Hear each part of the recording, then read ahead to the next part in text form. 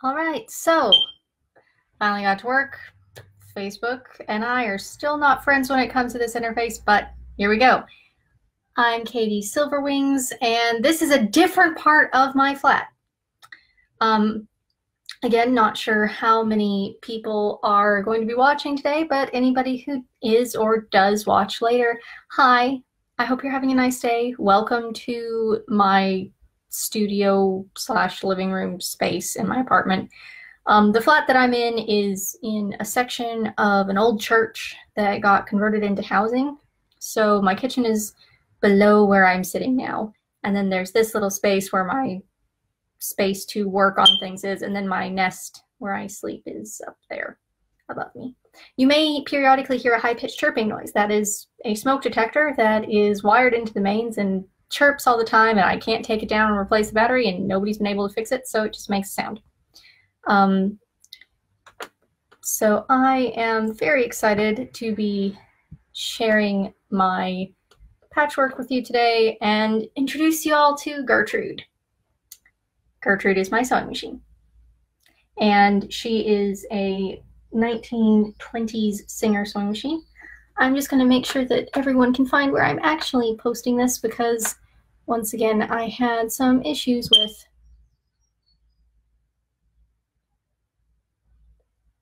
the live stream and getting things to work. So for some reason, no matter where I am, oh goodness, now I can see myself, and that's not what I want. So I'm just going to hope that anybody who happens to be seeing this sees this. Anyway, so Gertrude is a sewing machine that has no electricity involved. She has a hand crank. Turn her a little bit so you can see her better. I got her from a charity shop here in town. She'd never had any owner aside from the lady who had her for who knows how long. Got her originally, still in perfect working order. Came with her instruction manual, which I'll show you all a bit later. Came with all of her feet and different things, and she works via a hand crank. Makes the lovely sound, and yes, I did name her Gertrude because that is a perfect name for a sewing machine. So what I am making today, if anyone watching are patchwork people, I am working on some what we call log cabin blocks. So this is a block that I made last term when I was trying to explain to my professors the sort of patterns that I was making. As you can see, it's got a center square and then different little stripes of color or colored fabric, usually in a light and dark arrangement, although it can be in a one color, another color, just a full scrappy version, are laid on one at a time around them. So this is a sample of it. It's not the colors I'm using for my actual project. This is something I may turn into something myself later because these are the colors that I gravitate towards when I'm buying fabric. Browns and greens and neutrals. For my project, I am using bright colors. So these are the colors I'm working with. Right now I'm making some sample blocks. So I'm using some white on white prints that I had over dyed into bright colors. But with my final pieces, I will be using just plain fabrics that I've dyed in different interesting ways. Yes, I do dye all of the fabric for my project. So this is commercially printed and dyed. This is commercially printed, but I've dyed it. And I'm really excited about the colors and patterns on it.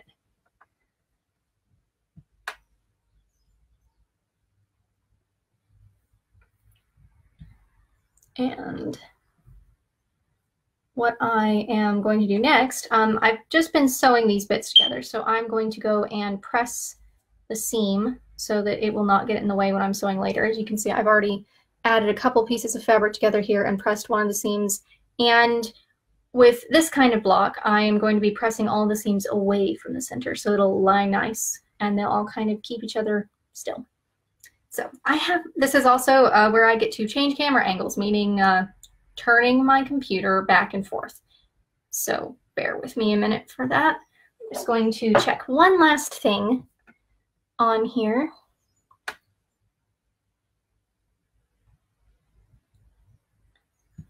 see if I can actually get this. Oh, that's weird. I have to mute my computer for a moment so that I can turn this.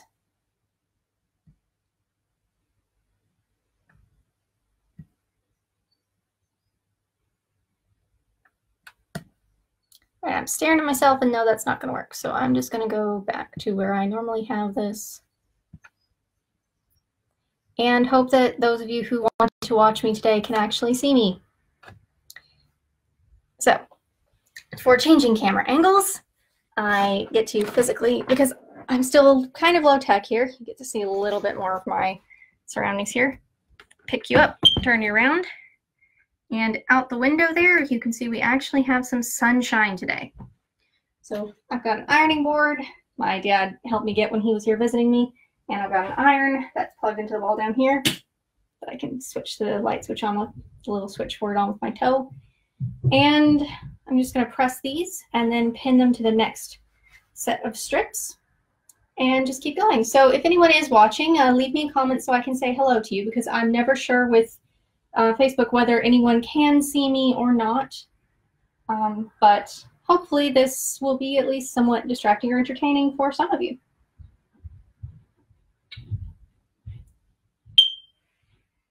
So the fabric I use for everything is cotton, as much as I can help with it. I do have some silk that I dyed when I was doing tests last term, and it's beautiful and it drapes nicely, but I grew up on a cotton farm. I have a soft spot for cotton fabric. And I'm just going to hold this up to the camera. You can see now how that's all neatly pressed, which means it'll lay nice when I pin the next strip to it.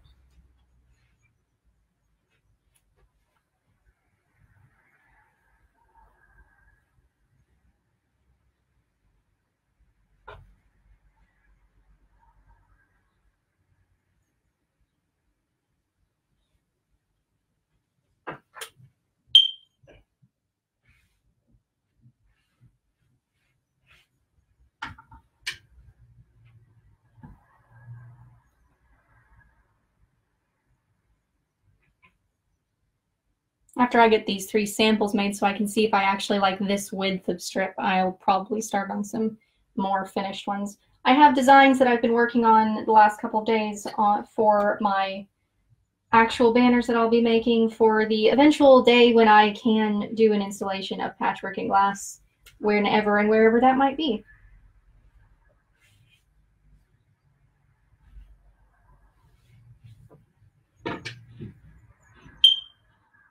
Okay, so now I'm going to turn my iron off, so that even though it's got a nice metal thing there, I don't like leaving irons on. And so as you can see, the sequence here, in order to get it so that I have, where did I set that? Ah, there it is.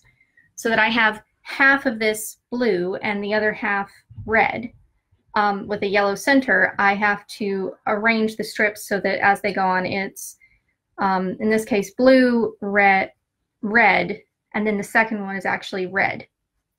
So it's a lot of fun. I also have to show you these. So these are glass versions of this that I've made on campus. And ooh, you can actually see the colors on them right now. So we lay the strips of the color in the glass on exactly the same, and eventually these will become the inside of some of my glass pieces for my project.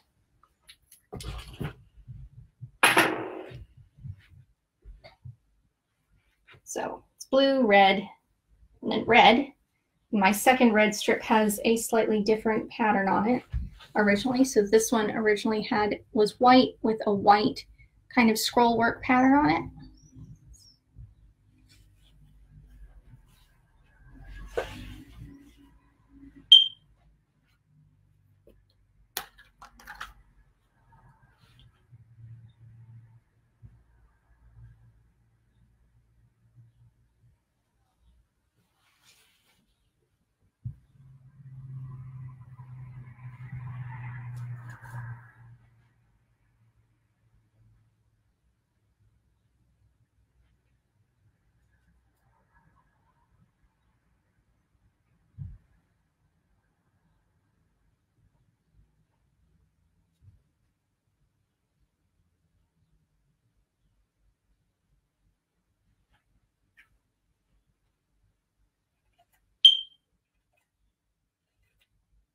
Now, what I tend to do with these is I have a long strip of the right width, and instead of cutting it into specific pieces for it, I leave it long, I pin the block on, and then cut the strip to the right width.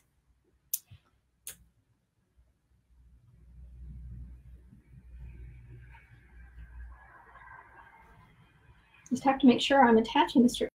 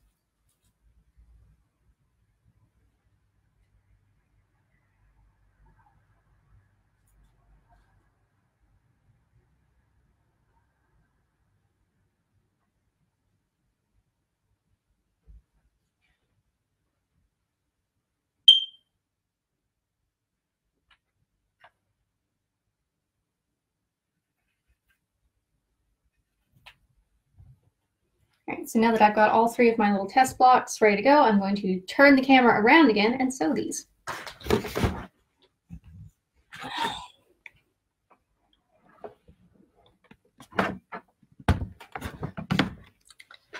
So just let me get my camera angles sorted out again so you can see what's going on. See some of my other patchwork in the background there. Just gonna check these event logs real quick because don't know how well my connection is working for this, but I do hope that if anyone is watching that it's working for you and you can see this if you're interested in watching this.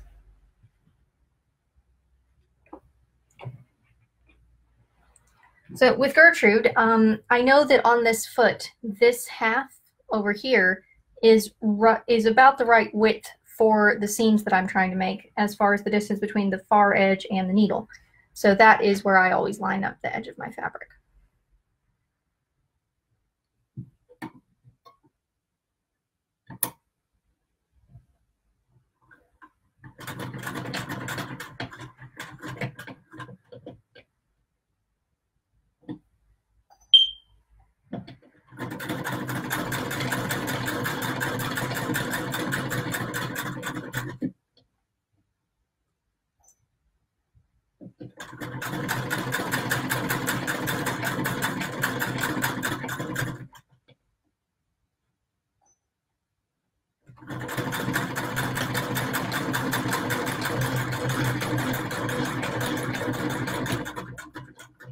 So that's one sewn.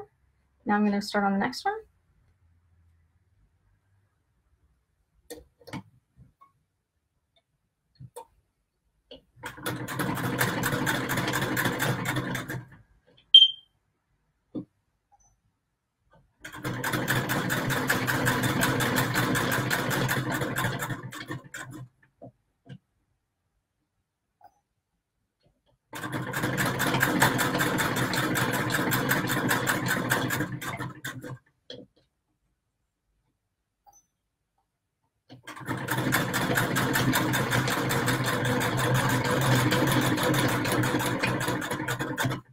I do have this light here that when it starts getting dim, I will turn on, but right now I don't quite need it.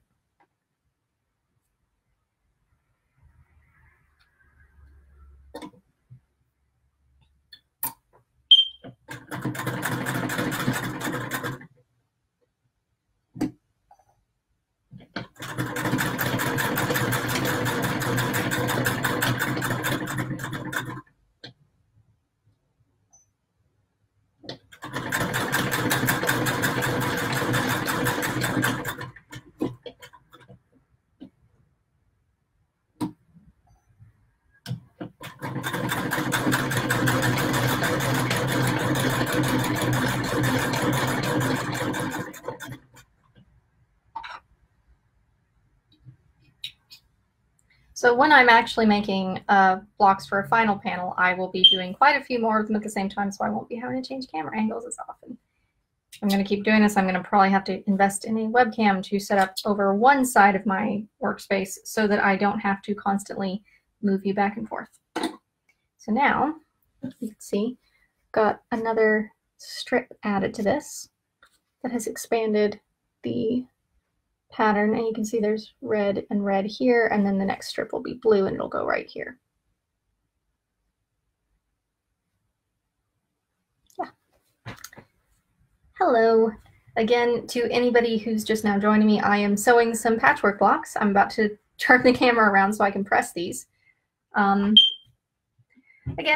leave me a comment if you have any questions about what I am doing or how this relates to any of my other stuff. Again, apologies for the weird angles I have to take to do this. You can also see part of Farnham today. As you can see, it is a relatively sunny, even though it's cloudy. It's bright, but it's cloudy. Bright and sunny day, not so much. Bright and cloudy day, that is Farnham. Yeah. So I'm just gonna get my iron turned on and press these.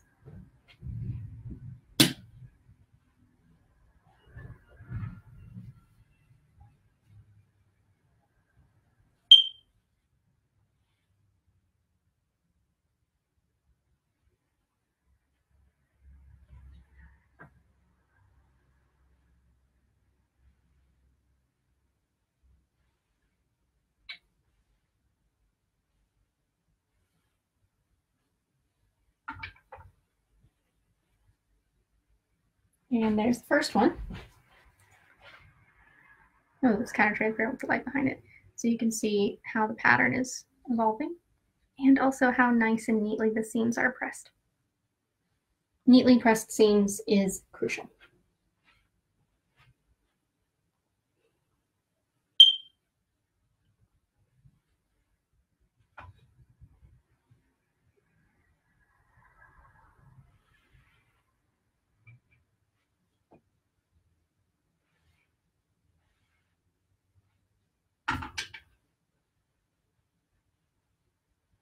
There's the second one.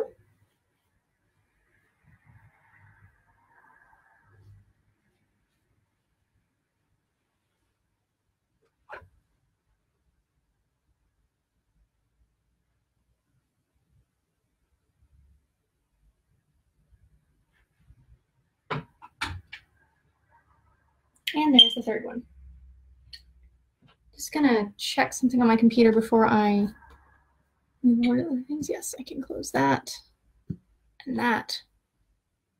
And that should improve my processing power a little bit and maybe make it easier for this to all work.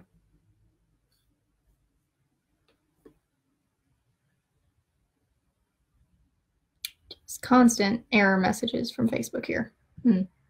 Anyway, gonna turn off the iron, turn the camera around. Welcome to the dance of the patchwork. Getting my steps in today, going back and forth between sewing machine and iron. Oh, that's right. I cannot sew these until I actually put the next piece of fabric on it. Don't I feel silly now? And this is that same swirled fabric, but this one I've overdyed in blue. All these fabrics I'm using right now, when I overdyed them, I actually ice dyed most of them.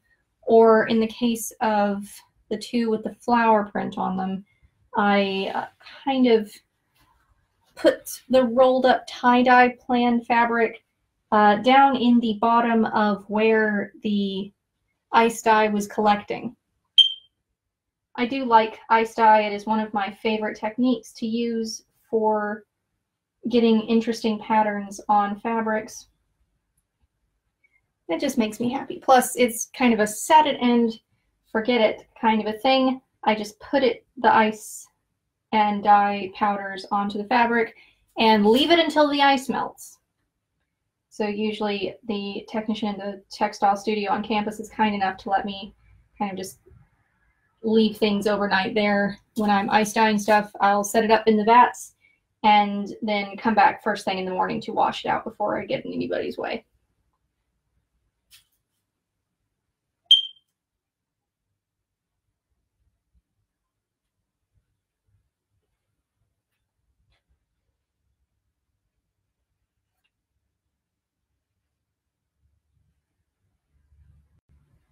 There you go. That's one pinned.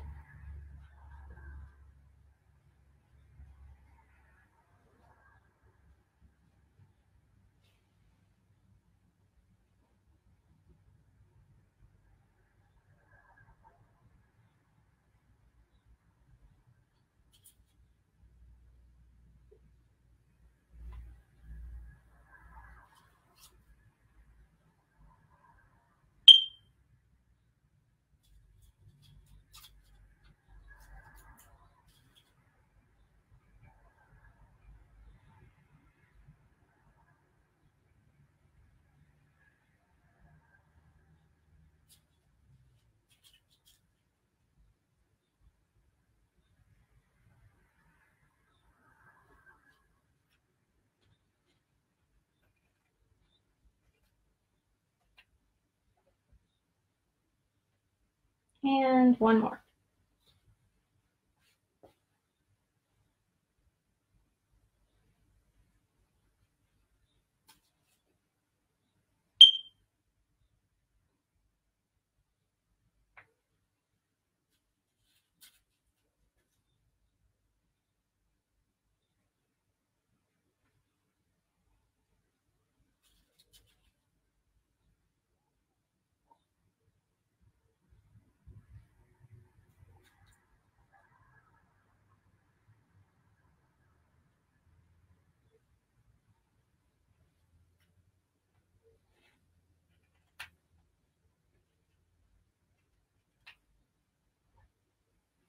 All right, so there we have it. 3 sample pieces ready to have their next layer stitched on, which means I get to turn the camera around again. So, moving the camera, which means my entire laptop, tilting down so y'all can see Gertrude in all of her splendor. And again, if anyone has questions about my project or what I'm doing, or just live the universe in general, I will try to answer them. I am very happy to interact with people at this stage. But really, like I said before, I do this partially for myself because I enjoy having something to talk to. Even if nobody might ever hear me, it's fun.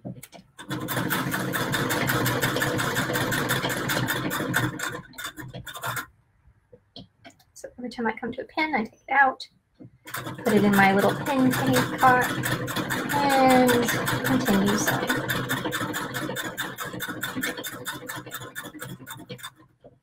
And yeah, this is entirely Katie powered.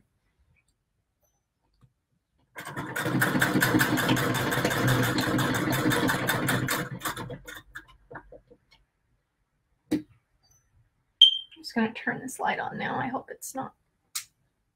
Ah, there we go. But,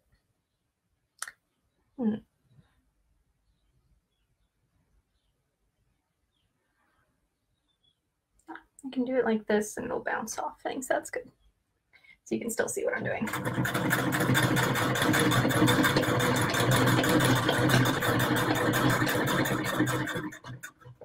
I think the best thing about this sewing machine is the sound she makes. It's just so nice.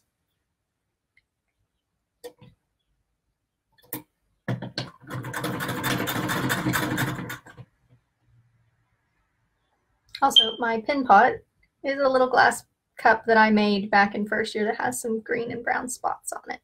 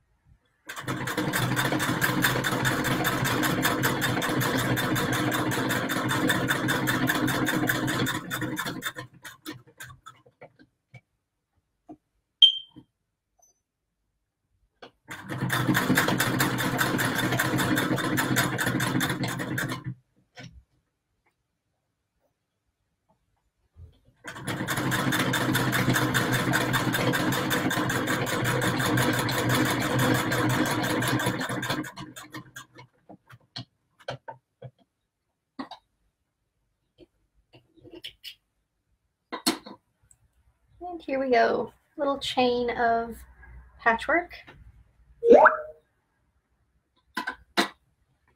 Need to respond to a message from my mother real quick.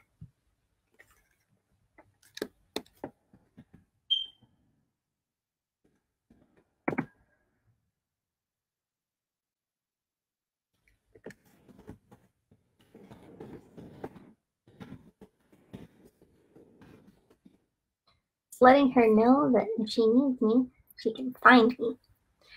Luckily for me, even though my family are on literally the other side of an ocean, and then some, even though they're there, Skype exists, internet exists, all this technology is wonderful and makes it possible for me to keep in contact with my family when they're all holed up in their own houses and I'm holed up here, and again, I'm on the other side of an ocean. I'm sure all of you have a little your own version of family members or friends that you don't get to see often because they're at a long distance, and now with all of this, it's even more distance than usual, but we can still talk to each other, and I can still see my family and my cats who live with my mother because I couldn't bring them to school with me. I don't think they would have liked flying, to be honest. I mean, Maniki cried, my little calico cat cries anytime she gets in a car. But granted, she had an interesting kittenhood. So now I'm going to just turn around and adjust the angle. Again, this is the nice version of weather here. It's actually warm enough today that I have the window open back there so that I can have a little bit of a breeze. Especially because since I've got the iron on and off, it gets really warm in this corner.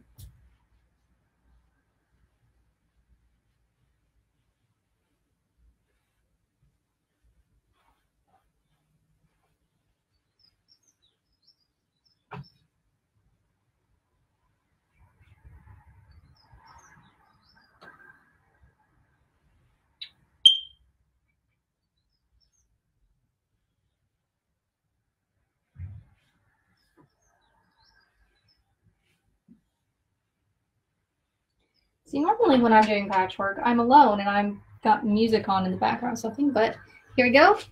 First test block. You can see now how the pattern is starting to develop, where it's going to be blue on one side and red on the other. This is going to get another round of red and blue on it, and depending on how it looks, I may give it a third round. And yeah, I do like how these are coming together, and you can see the two different fabrics here, and also there's a little bit of gold print on the yellow piece in the center. On the back, nicely pressed seams.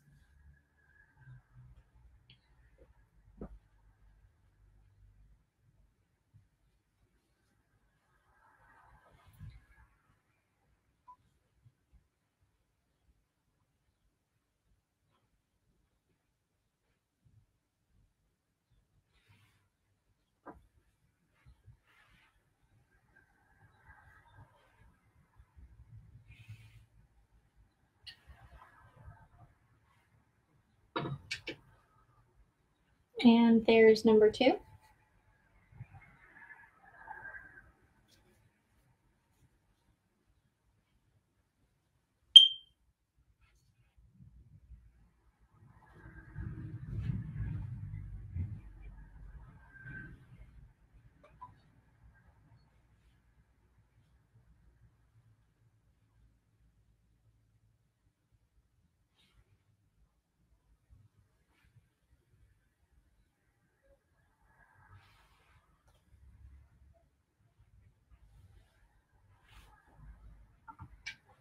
and 3.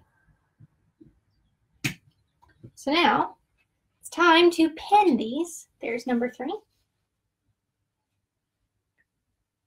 To another piece of fabric. So the next strip is going to go along where these 3 ends are here, and it's going to be blue.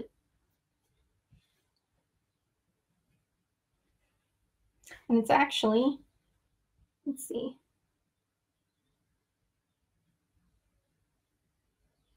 Do I want it to be this blue or this blue?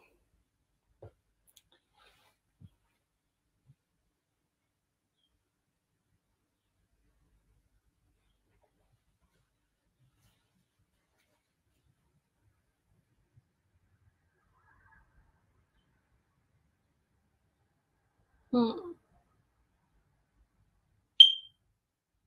think I might add a third blue and red to this. Because if I do it with this blue, then it's kind of all one color and pattern this way. But if I do it with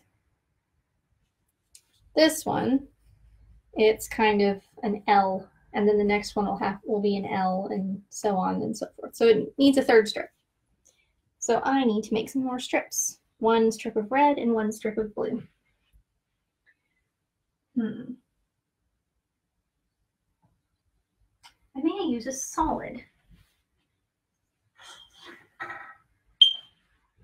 There we go.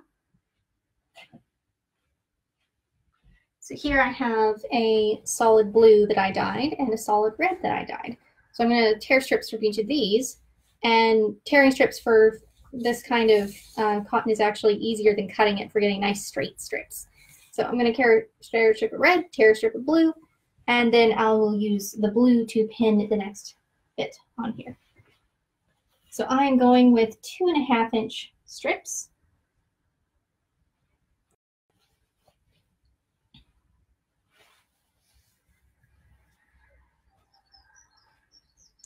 So I've got a patchwork ruler here.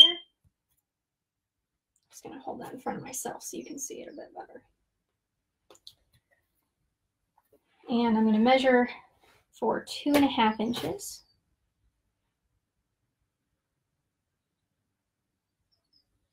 Take my handy fabric scissors and just snip a little notch. And then now for the fun part.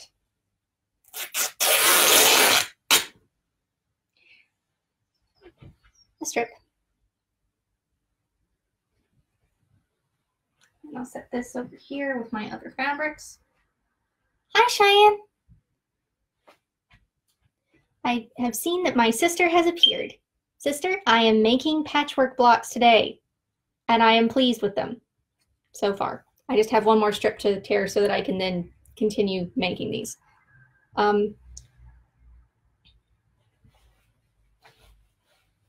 It's always nice to see people that I know and love when their names pop up in the feed on the side and I can see you. But anybody else out there, I love you too. Hi. Say hello. Ask. Oh, and Maddie too. Hi, Maddie. Maddie is one of my niecelets, and I love her very much. I have 2 niecelets now. The second one is new, and I'm still very, very, very happy that you are all okay and safe. So I've got my 2.5 measured here. Gonna make a snip and tearing a strip of fabric. That is entirely too much fun to tear fabric, yes. But it works really well for getting a nice straight line on straight grain, simple fabrics like this. And yeah, I dyed this fabric. It was white to start with. The blue and red that I was just tearing are actually pieces that I dyed as part of my tests last term when I was explaining to my professors what I wanted to do and that I did. And I need to press this one. It's kind of wrinkly. Ah. Well, she isn't quite old enough to understand the movement yet. Anyway, but hello, Meredith, as well. Just gonna press the wrinkles out of this so that it will sew straight.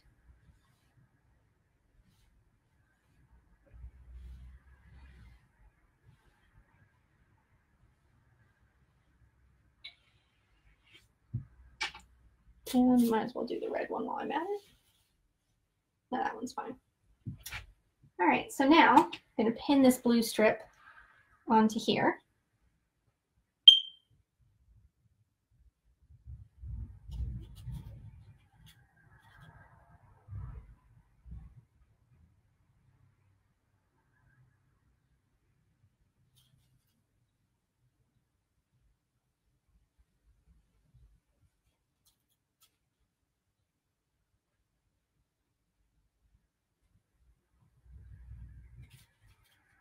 Lots of pins in this dish.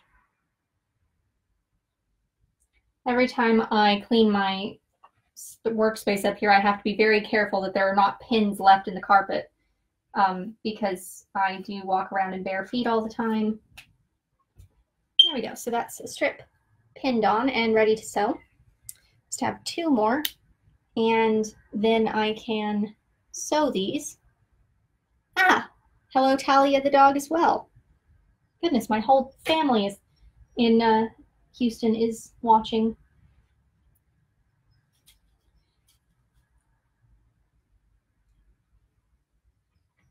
I do find that doing the patchwork and things like this is almost meditative in a way because there's a rhythm to it. Kind of like when I find the same thing when I'm in the studio blowing glass. There's a rhythm and a focus that goes to that. Although it is a lot easier to carry on a conversation while I'm pinning things than it is while I'm handling glass. And I'm going to have to tear another blue strip because this one was not long enough. It's okay. That's what scrap bags are for. That's 2. Oh, hi. That's exciting. I think I'm just going to have to Skype you at some point and talk directly to you and the adorable baby instead of just to the world at large because I miss talking to y'all. All right, where was it? Oh, yeah, there's my blue fabric. All right, so same as before, just going to measure out 2.5 inches.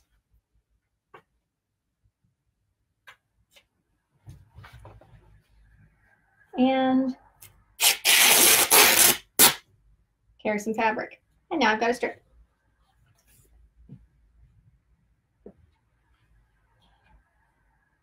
That I then need to press just a little.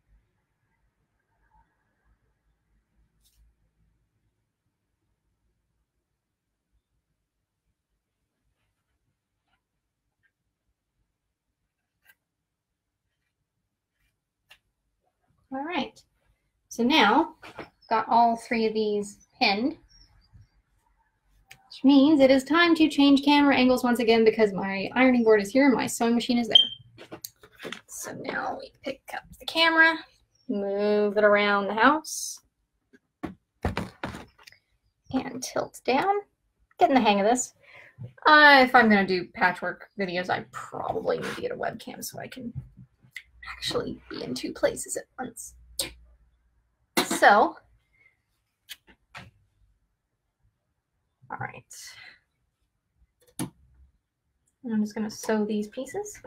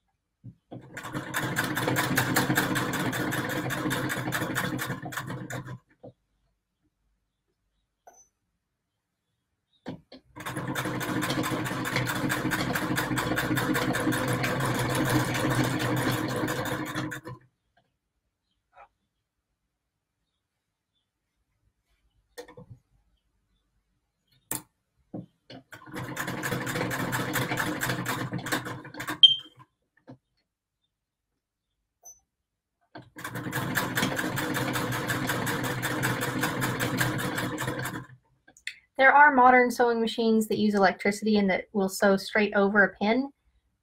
Gertrude is not one of those machines. She likes it when I take the pins out first.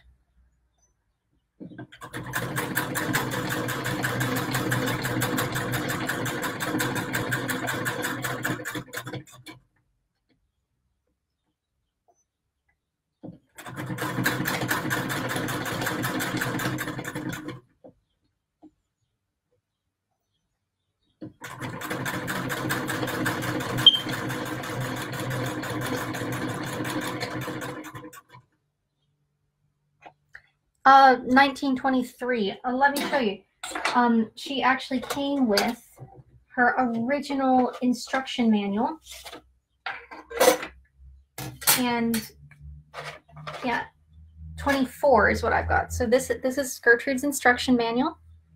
So you can see she is a Singer sewing machine from the number 99.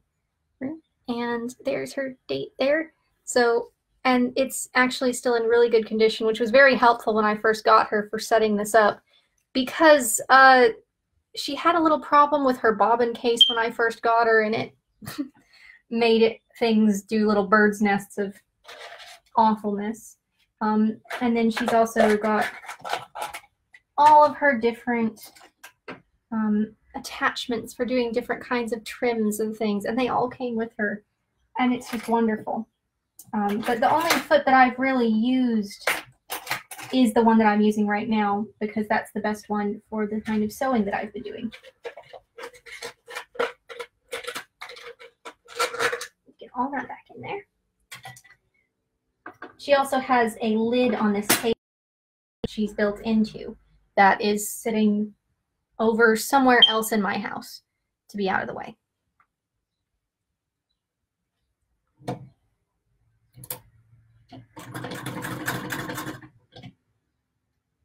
I do like antique sewing machines. They're very sturdy when they're in good condition and just pleasing to work with.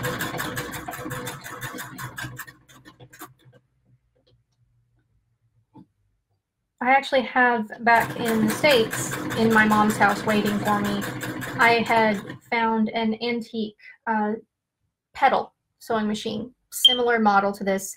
That one does not have a name as yet because I haven't got to really use her. She does work, I just never had time to make anything with her. But she has, instead of these lovely flower decals, she has ancient Egyptian themed things. But Gertrude is a good sewing machine, and she has been cooperating with me ever since I got her, which is good because I have a lot of sewing to do this term, especially because the patchwork is... Oh yes, the foot pedal ones are nice because you don't have to crank with your arm. But yeah, so since I'm currently not sure when or if I'll be able to get back into the studios to do more glass blowing, a lot more of my project is going into this. Oh, cool. Family sewing machines are the best. Anyway, so here we have this with a blue stripe added onto it. And now I have to turn the camera around again because at the moment I'm just making the 3 test blocks, which means I don't have as much things to do in one spot or the other, so I keep having to turn the camera around. I hope that's not too annoying to everybody. So, tilt this up, turn this around, give y'all the nice view of Farnham and of my ironing board. And now to iron things once again.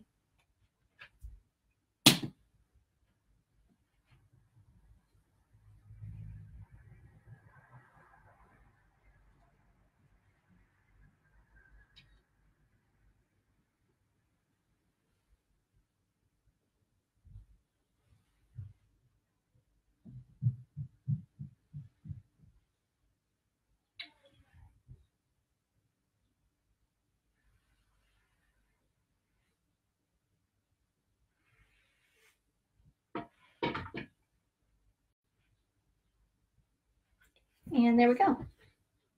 All pressed on this one. And then that next strip that go on will be that solid red one going here. just going to set that down here.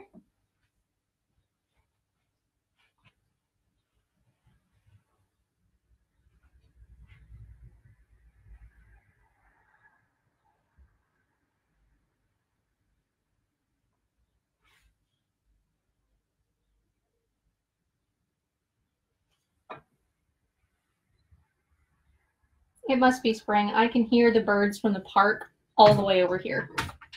There's a park directly that way somewhere, and they're very happy birds because it is springtime. And there's another blue stripe.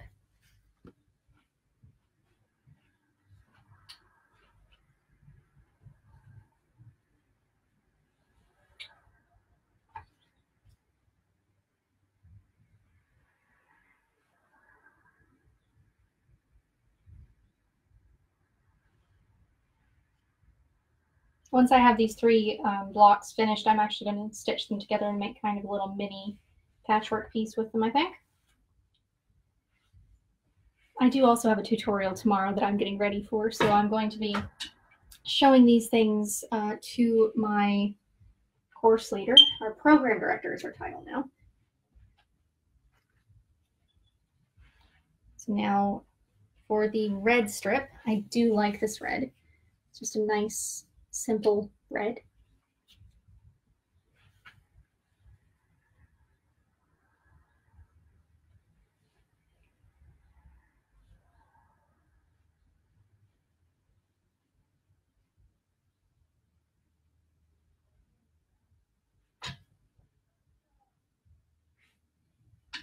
I'm seeing those being stubborn there.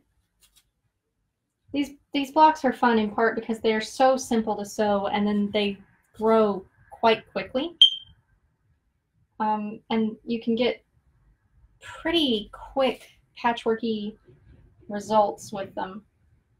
I like them because of the nice graphic effect that they have.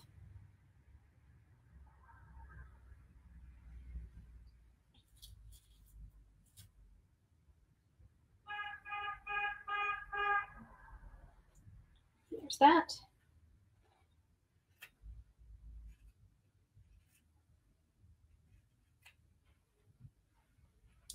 And now that has its pins on. 2 more to go, and then I can go back to sewing.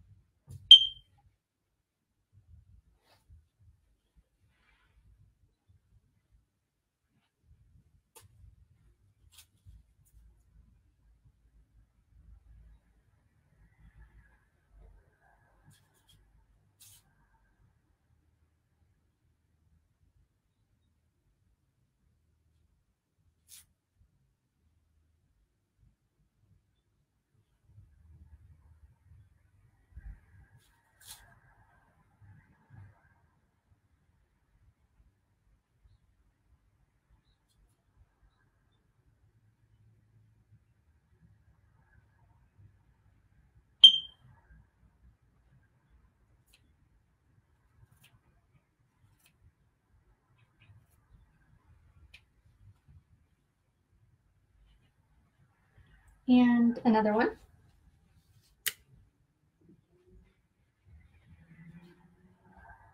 Let's see. No, my piece of red is too short, so that can go over here for now. I will have to cut another strip. So here's my bit of red.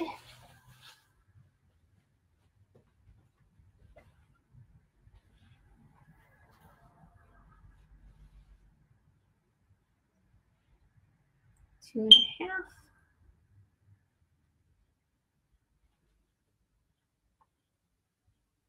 Snip.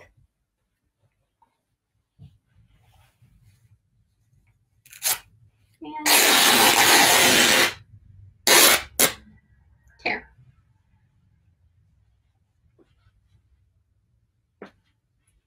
When I get to the point of making final blocks, I'll probably go through and tear the fabric strips that I need earlier on in the process rather than just as I go.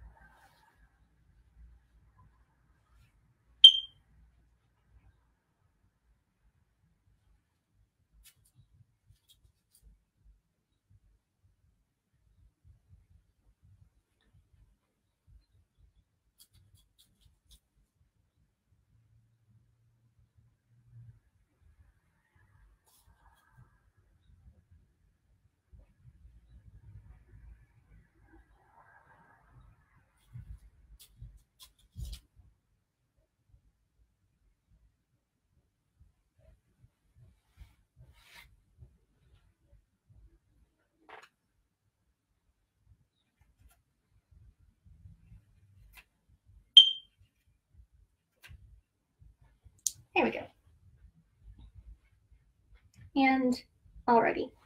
And now, once again, turning the camera.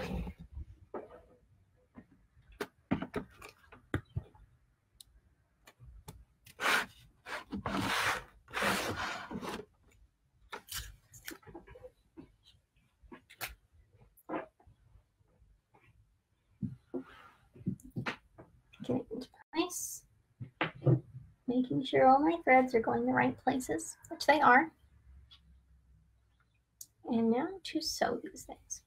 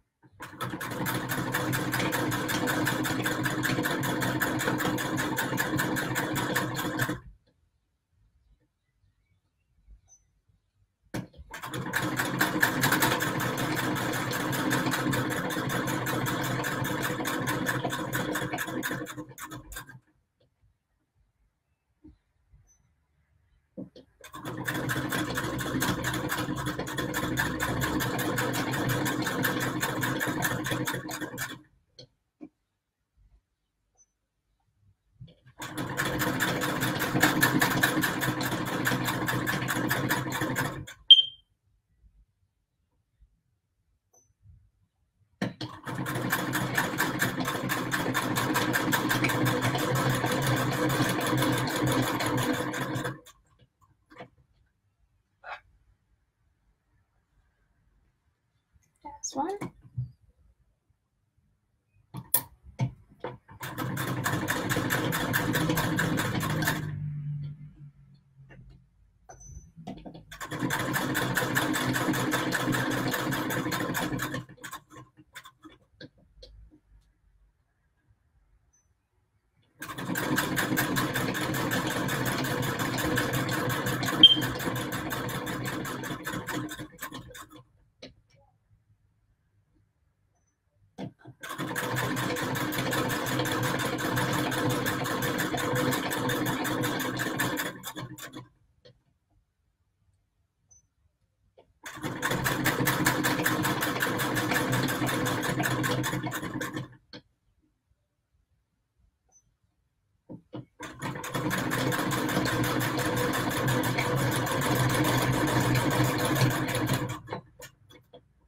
Two.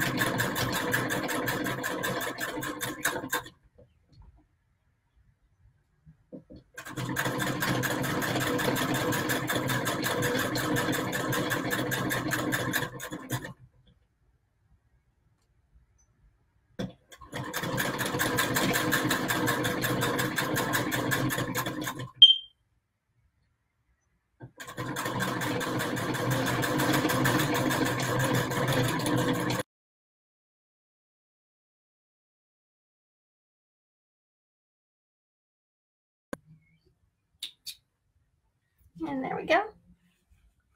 They're getting bigger.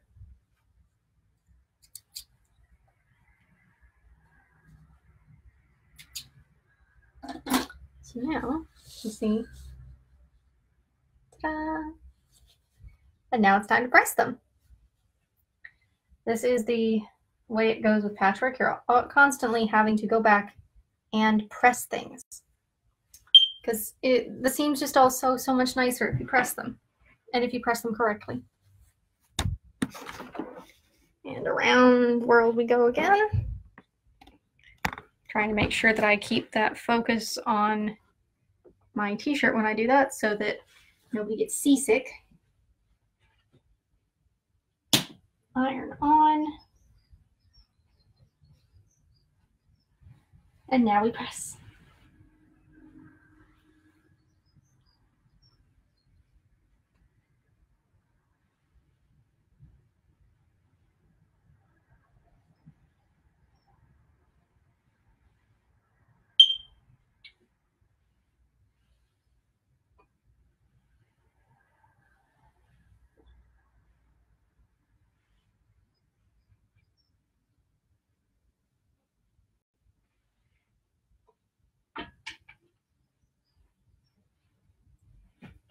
And here we go, all pressed. So now there's 3 stripes on the red side and 3 stripes on the blue side. And I need to add, I think, 2 more stripes to this one. It's still more of a rectangle than a square.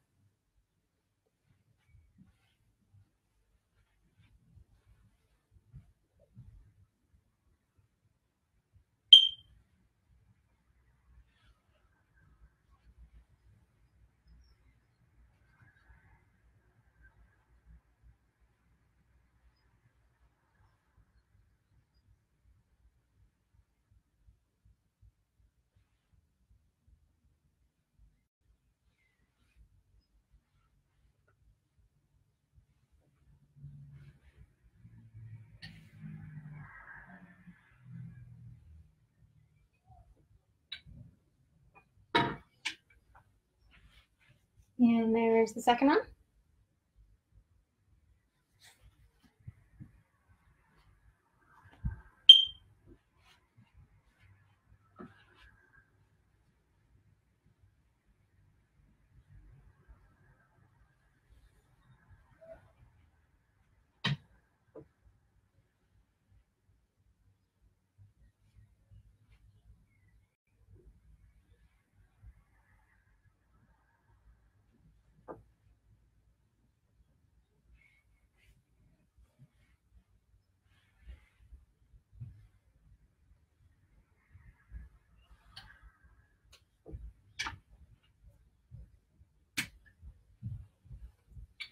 And there's the third one.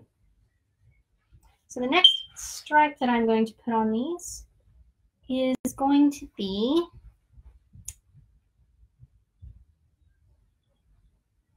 this fabric. So this is the print. And again, remember this had been white on white. It is now blue with white print on it that I ice dyed over the white fabric. So this is the blue version of this flower print. And that is going to be my next stripe on the blue side, because this is the red side that I need to put one on. So it's going to be the red version of this fabric. Which, there we go. There's the stripe for the red. So you can see this red fabric has nice little diagonal stripes across it from the way that I dyed it. It's a fun fabric. I do enjoy over-dyeing white prints. They just make me so happy because you never know quite how the white print is going to react to being dyed. Sometimes it's still really striking. Sometimes it acts more as a resistant, just kind of gives you little white shadow areas. Either way, it's fun. So I'm probably going to have to cut another strip of this, I think. But first, I'm going to set this on here.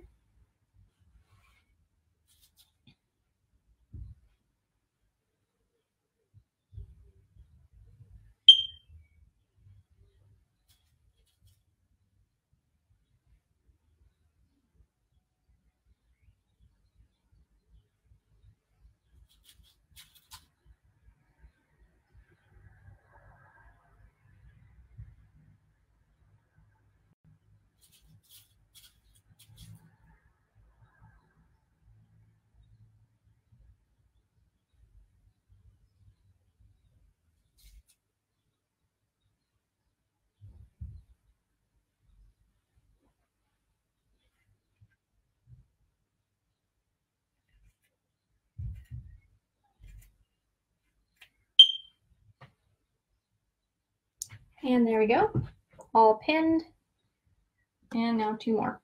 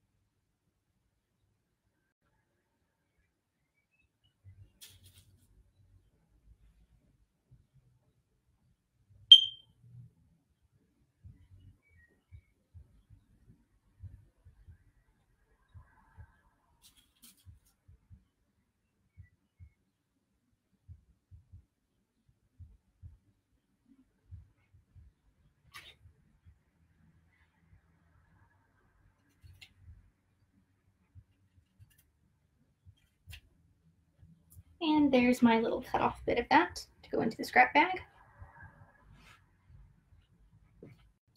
And second one pinned.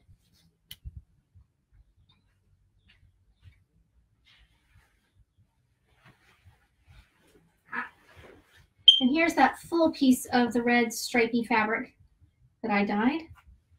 And I'm going to cut another strip from this. Kind of looks like a candy cane.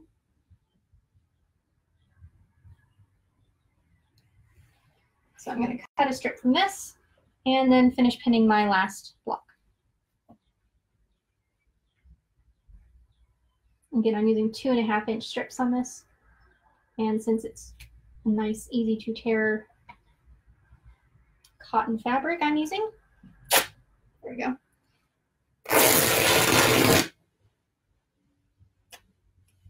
And this one is not going to cooperate, is it? Or along the wrong edge this time. So I'm going to set that strip aside so I can play with it later and cut a better strip from this piece of fabric.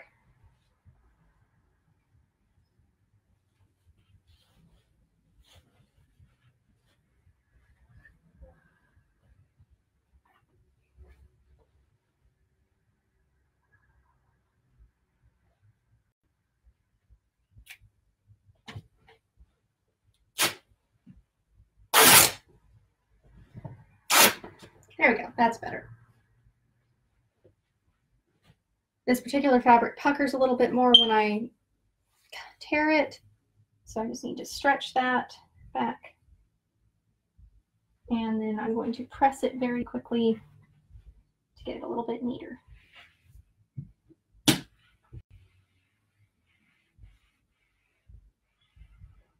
All of the puckering along the edges will actually be hidden because it's part of the seam allowance.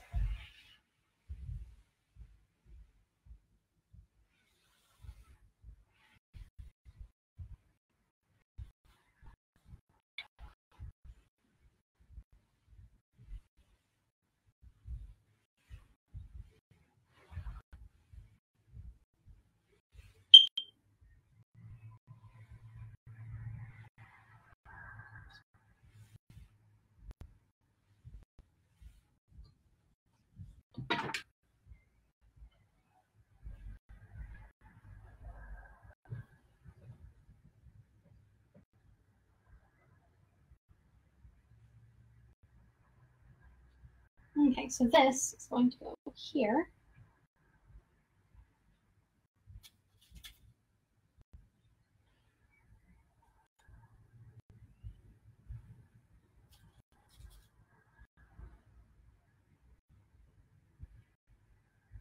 I think if I do end up getting a webcam, I'll find a way to mount it right here, aiming down, so you can see what I'm doing when I'm pinning and things.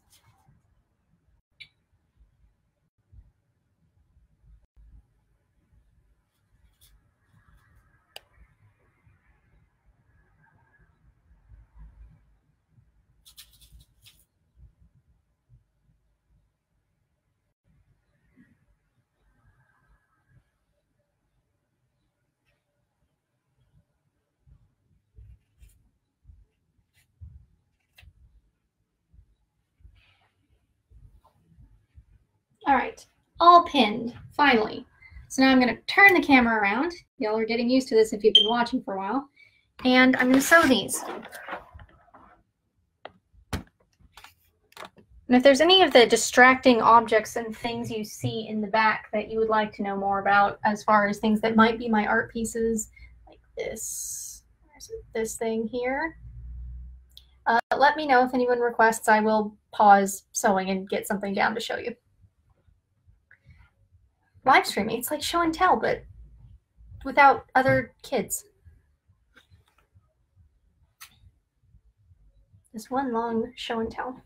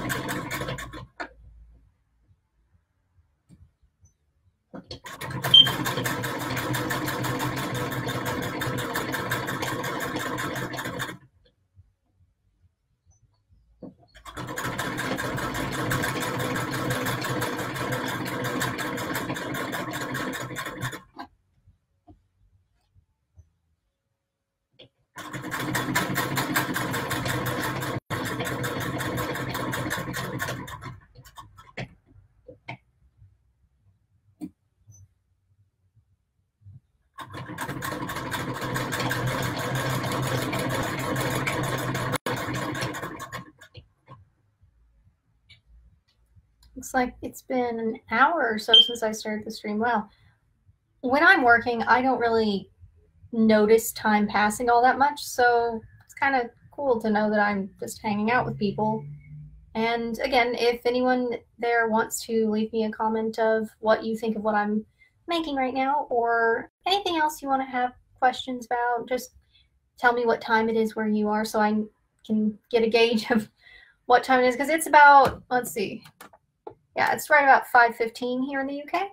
Don't know what time it is elsewhere because that would involve getting my phone and calculating time differences, and I can never remember if it is daylight savings or not in any given place. Especially when, at the moment, I've not been leaving my house at all, which means that my perception of time passing in the outside world is really skewed.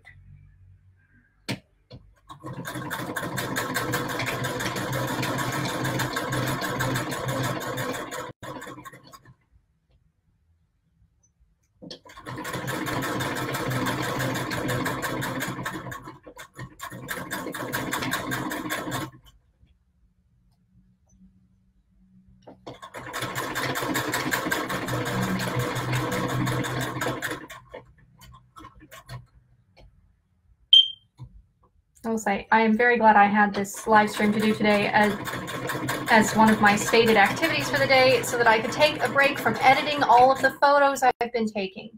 Some of you may have seen me taking them. Anyway, there's my final one of these. Ooh, I love how they're growing, and just, they're so nice.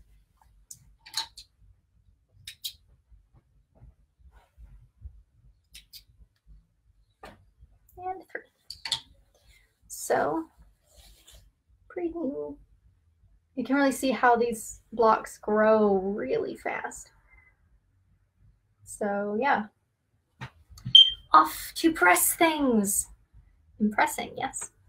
Yes, I know, bad pun. I make those. Those of you who know me well know that I make bad puns. Or good puns, but all good puns are bad puns.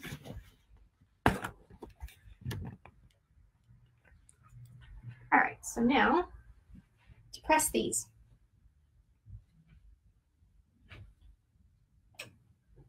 I do think the best thing about the place that I'm living, I'm going to turn that up so you can see more of my face and less of my legs. The best thing about this particular apartment is just the fact I have so much light when the sun shines. There are overhead lights, and I do have them on, but they don't really do much this time of day. However, they will keep me from suddenly noticing, hey, it got really, really dark. What happened? Oh yeah, the sun went down and I did not turn the lights on, which I do on occasion, especially if I get caught up in something. I'm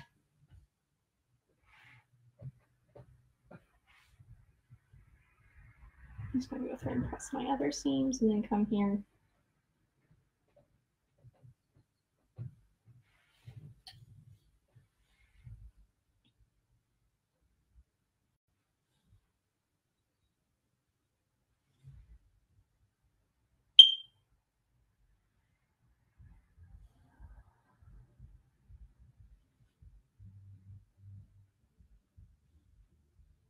If you hear a bit of music in the background, that's not me, that's my neighbors.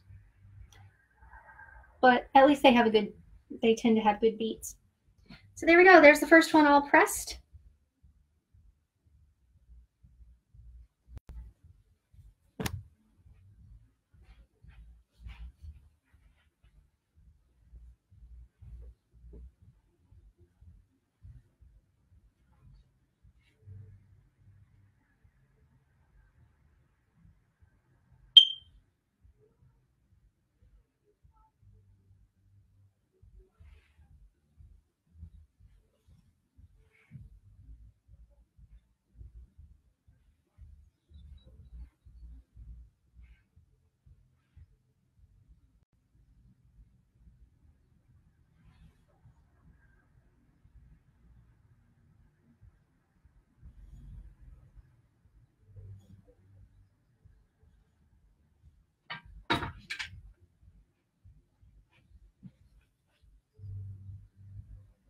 There's the next one.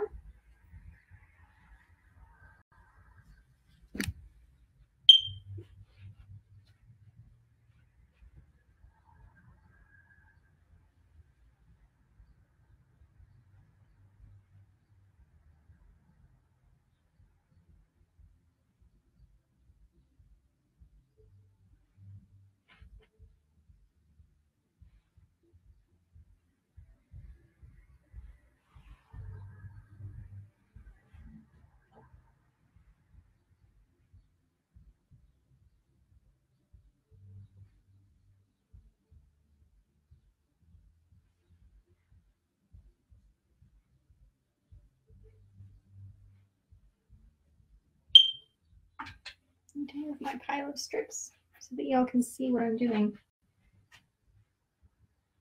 All right, so here we have the last one pressed, and now to pin another blue strip to this. So the next place the strip is going is along here, and it's going to be that same blue flower fabric. So let's see, do I have enough for one block with this? No, I do not. Let me show you. This particular strip is a bit too small, so I'm going to tear another one.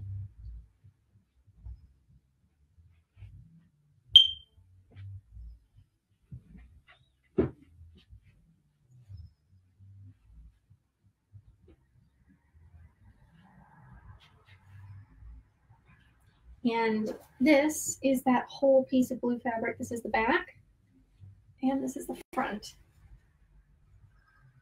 There we go. So I do love the patterns I get with ice dye so much. Hold that up a little closer so you can really see more of it. I'm really proud of this piece of fabric. And now I shall tear it into strips. Haha.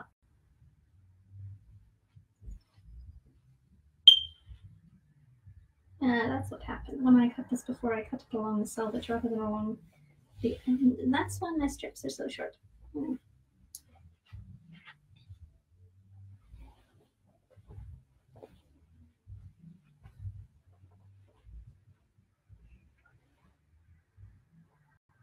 So I mark for 2.5.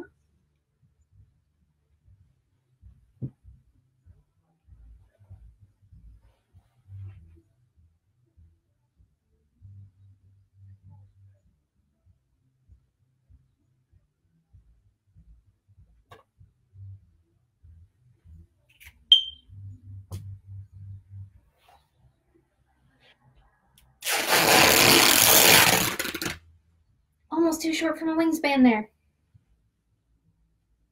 But a nice piece of fabric. I'm going to go ahead and tear a second one because I have a feeling I'm going to need it. So there's that.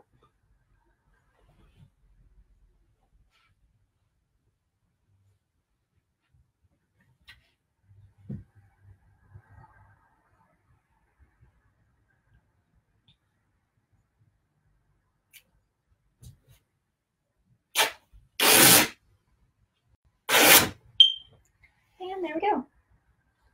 Strips. Fabric is over here. I'm going to have to press these little strips before I do much else with them.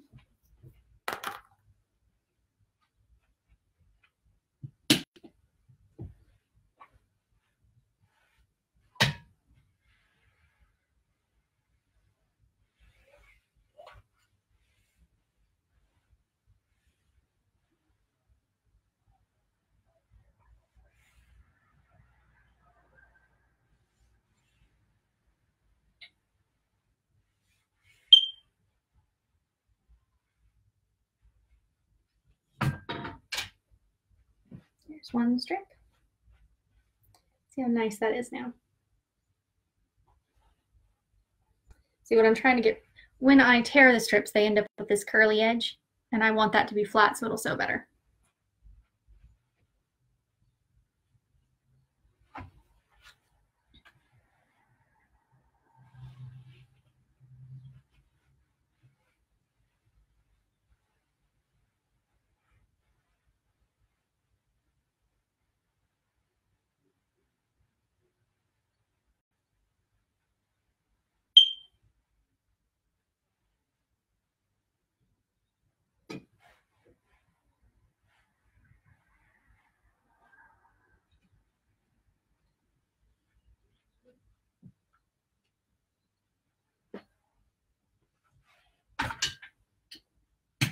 And now I can start pinning my blocks to these.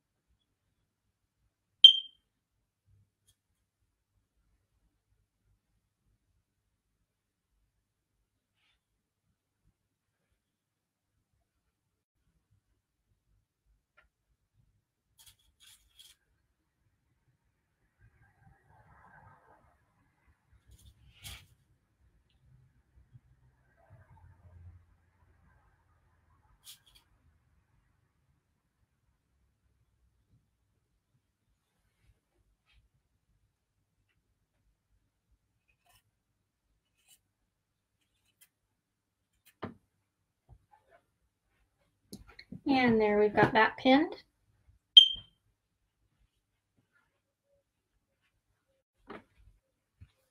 And now for this one.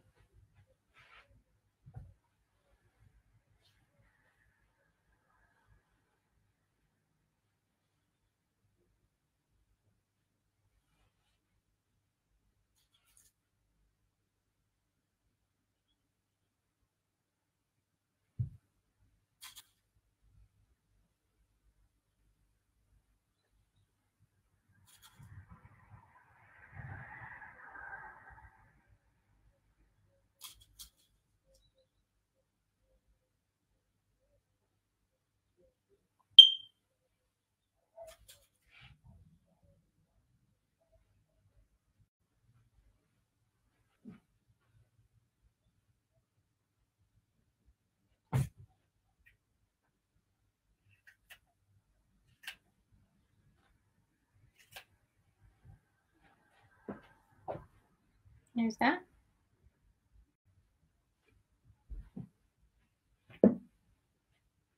And finally, see, this is why I cut an extra strip, because too short. So into the scrap bucket you go.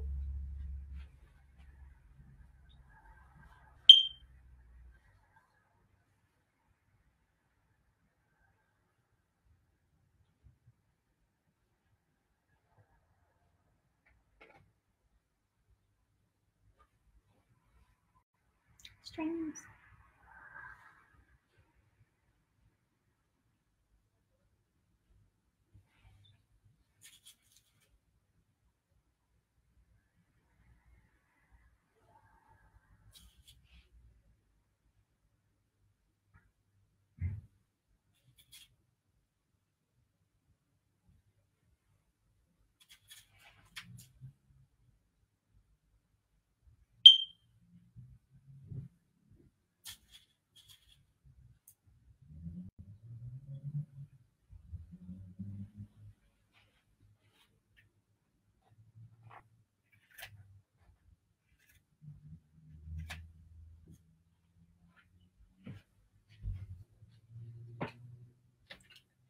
All right, there we have it. And now it's time for me to turn the camera around again. Aren't you excited?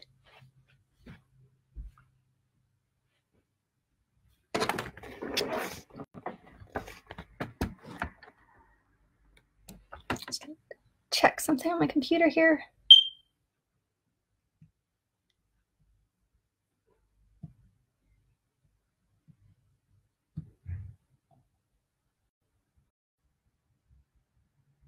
And yes, my internet connection is still working, so you should still be able to see me. Great. If anyone is watching, hello again. I keep saying hello, but that's because I like thinking that there are people here. So now, turn this around. You can see this up close in a bit better light, how the pattern's starting to emerge.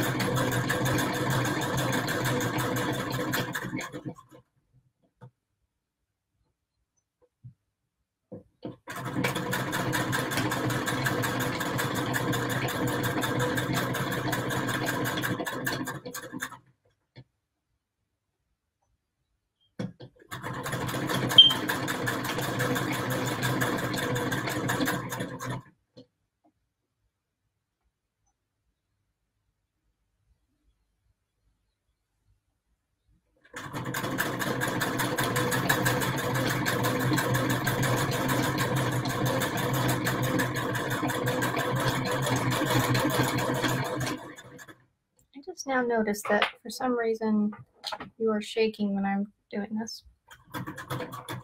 That's better. I need to move the cord.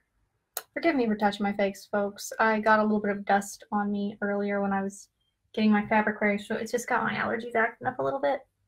Not sick, still healthy, still fine, just itching my face.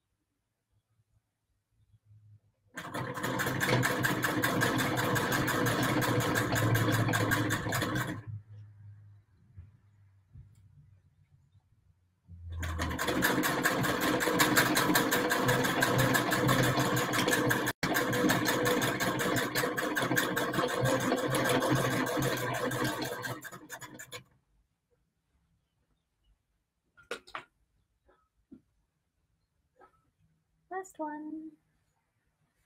I do hope that this is at the very least entertaining, or at the very least distracting for you, possibly entertaining. I find the sewing and the noise that this sewing machine makes, I find very soothing. So I hope that it is at least something that's making your day a little bit brighter to watch.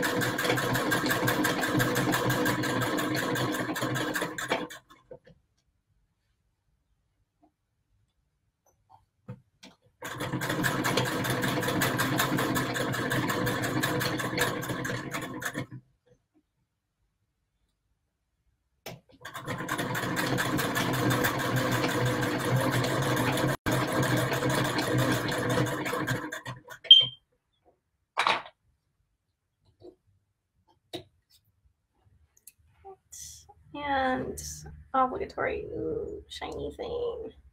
Shiny in the metaphorical sense this time. All right, so here we've got the back. And here we have more of the block. Yay! I can't decide whether I want to make this bigger. I think I might, just so that it has all three fabrics in it twice. Yeah.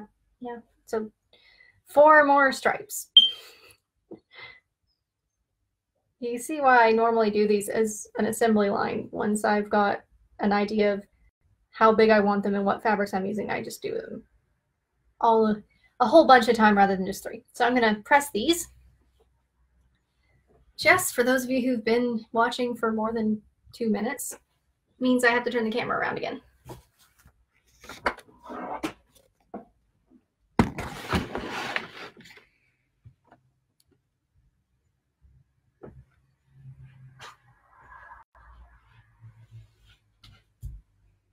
I'm going to try and press a little bit closer to the camera this time so you can see more of what I'm doing. I need to put a hook up for these scissors. I can sit that one in.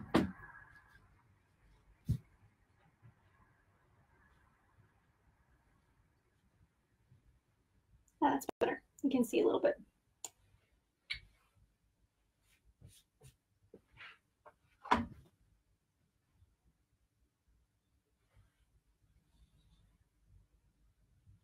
I am also going back over the other seams I've already pressed just to make sure they stay neat.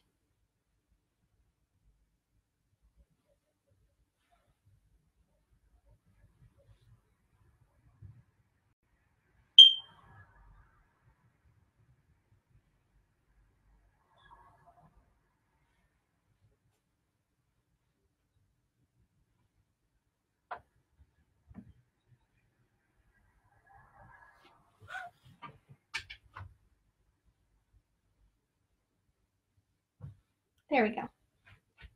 Ta-da! So proud of this. One more round of stripes and it'll be done.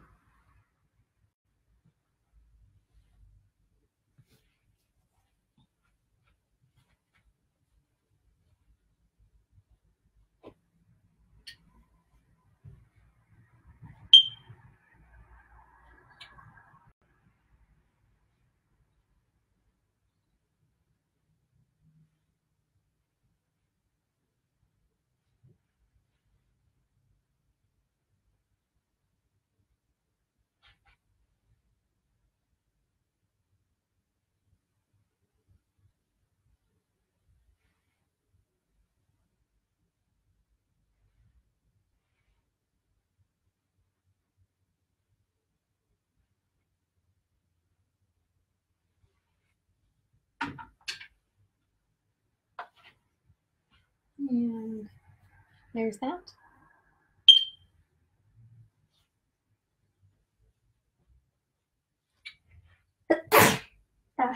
Again, the sneeze is not me being ill. The sneeze is me having allergies and having had to open the window and let the pollen in so I could have fresh air.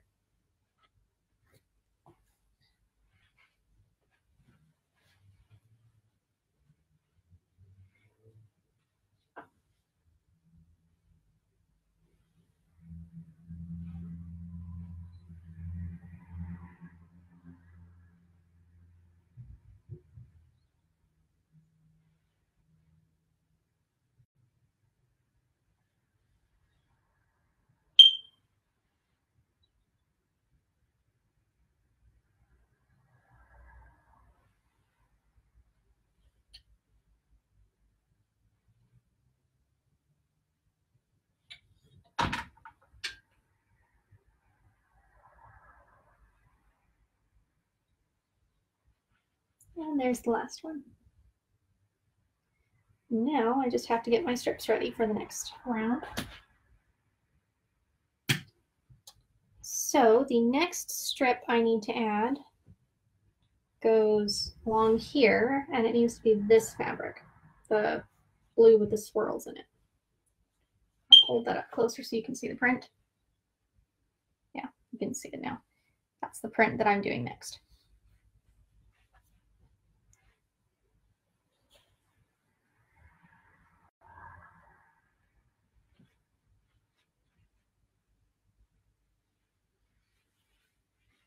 And I'm probably going to have to make another couple of strips of this because they're a bit short.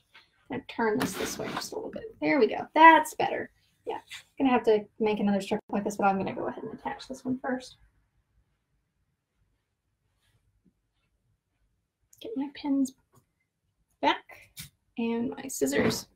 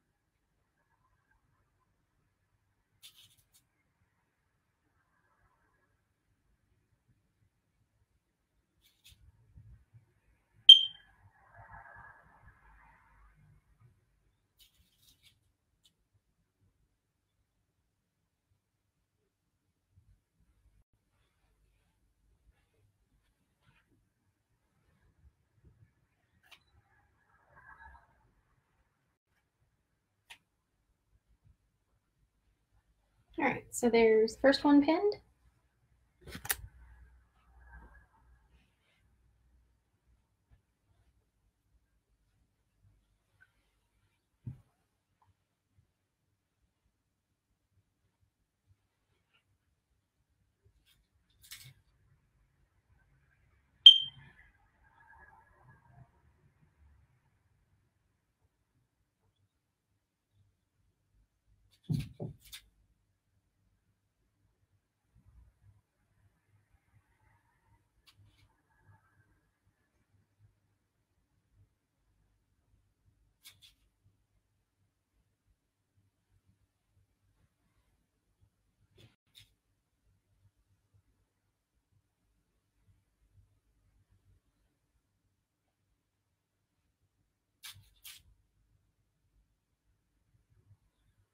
Not really talking that much today, but that's partially because I do find this meditative, and partially because at the moment it's not showing me any comments or anything, so I don't have anything to respond to talking.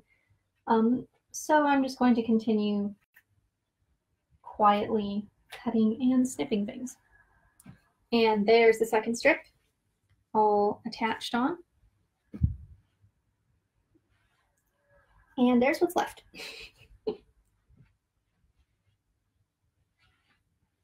Where'd my fabric go?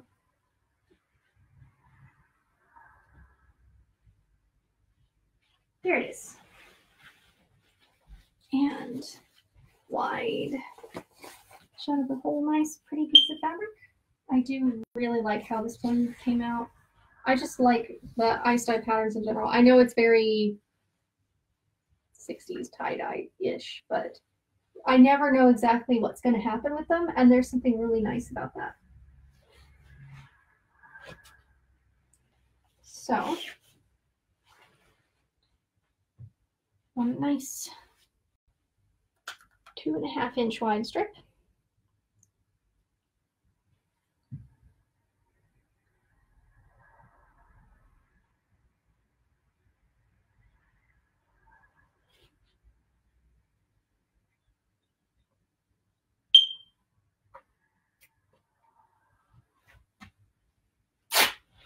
There we go.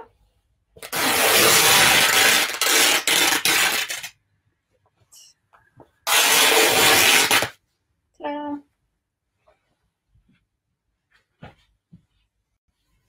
It's always this last one that has to have a strip cut specifically for it, isn't it? And this one hasn't puckered as much, so I don't need to iron it. Just need to stretch it a little bit.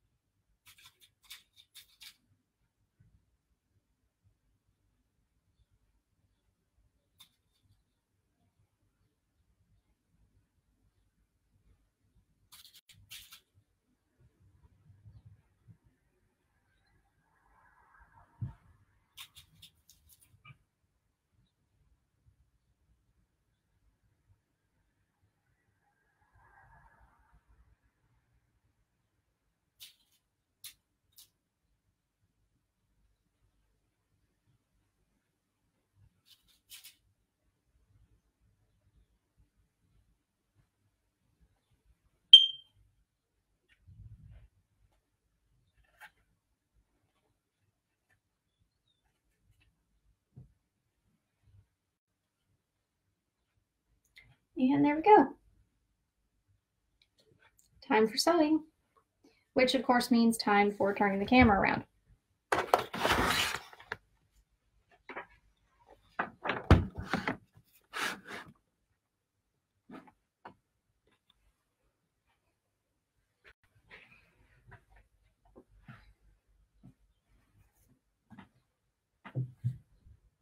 They're getting huge.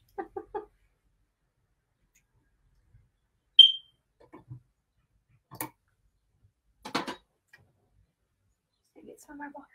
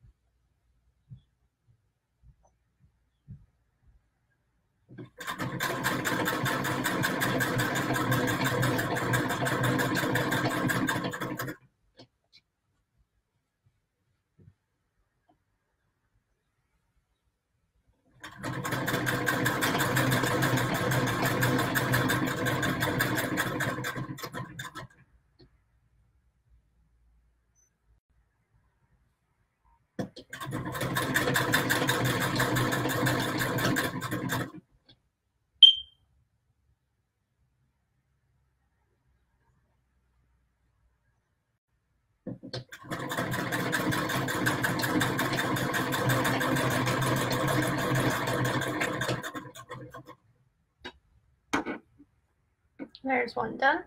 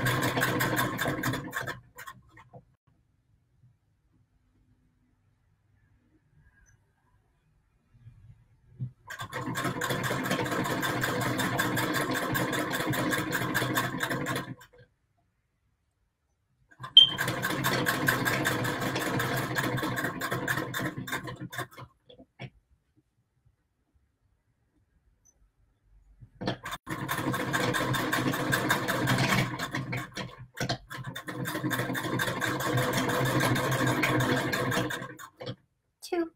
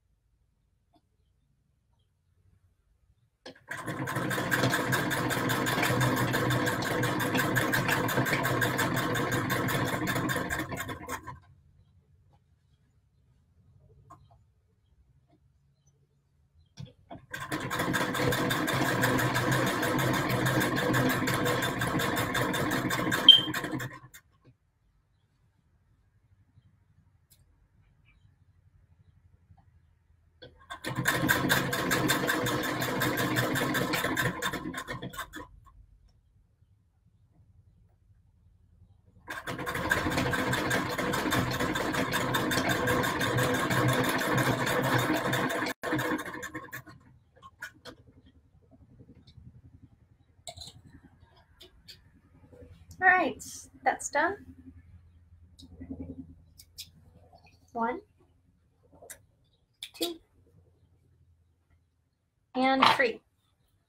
So, ta-da, there's that. So, just have to do 2 more red strips and 1 more blue strip. This is going to be slightly longer stream just because I want to be able to show y'all the finished blocks. So, I'm going to keep going. If anyone's here watching, I hope you're enjoying this, or at the very least that it's distracting, because we could all use a little distraction now and then. Anyway, time to press.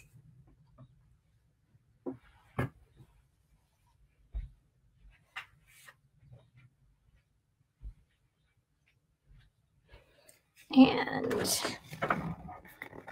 here we go.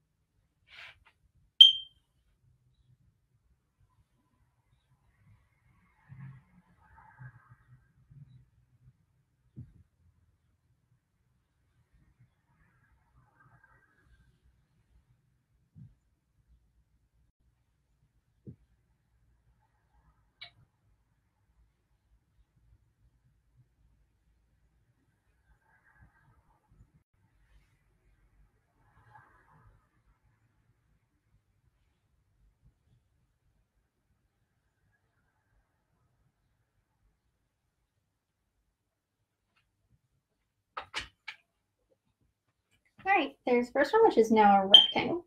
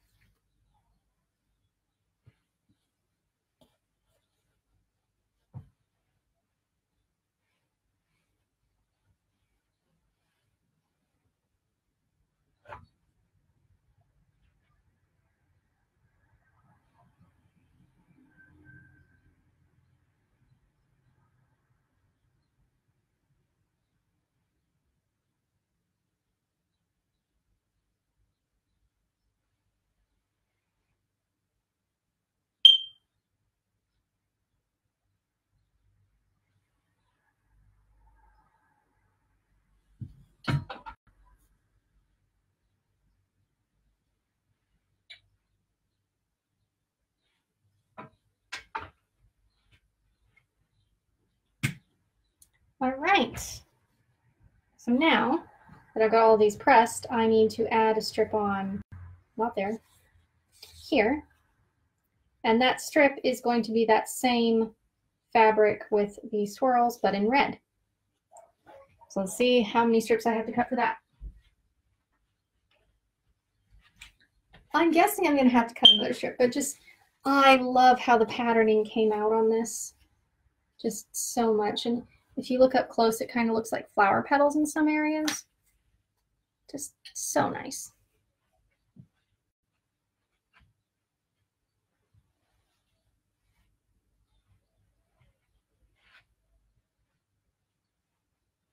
It's going to take a lot of pins though. Move all this down here so you can see me better.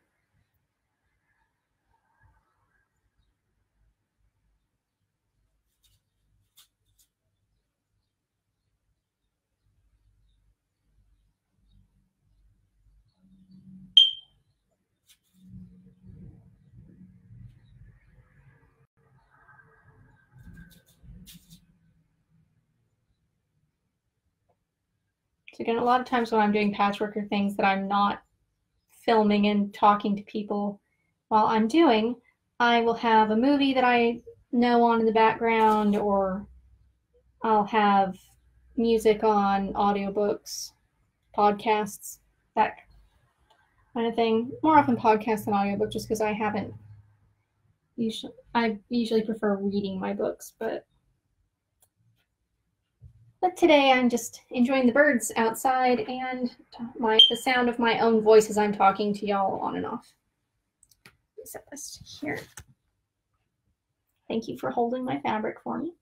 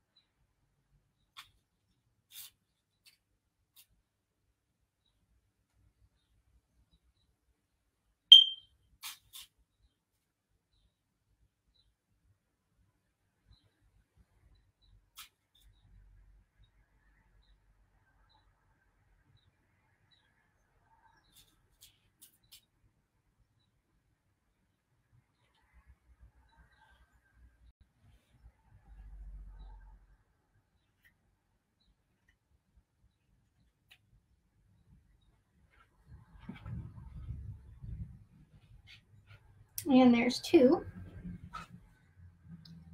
Show you that side, show you back here. And once again, I have to cut another strip for the final one. Just gonna tilt it there.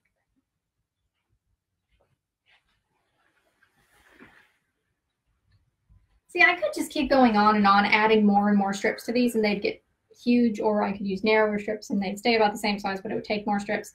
I actually like these 2.5-inch strips. They're a little bit wider than the traditional. I think 1.5 is what my book that is nothing but information about this kind of patchwork and quilts recommends. But I do like the slightly larger scale for these, especially since they're intended to be hanging from the ceiling in conjunction with glass pieces, and I like the idea of having the colors and patterns be a little bit more big. Although I do think that the print fabrics are a bit too busy for what I'm doing. So aside from doing the text strips here,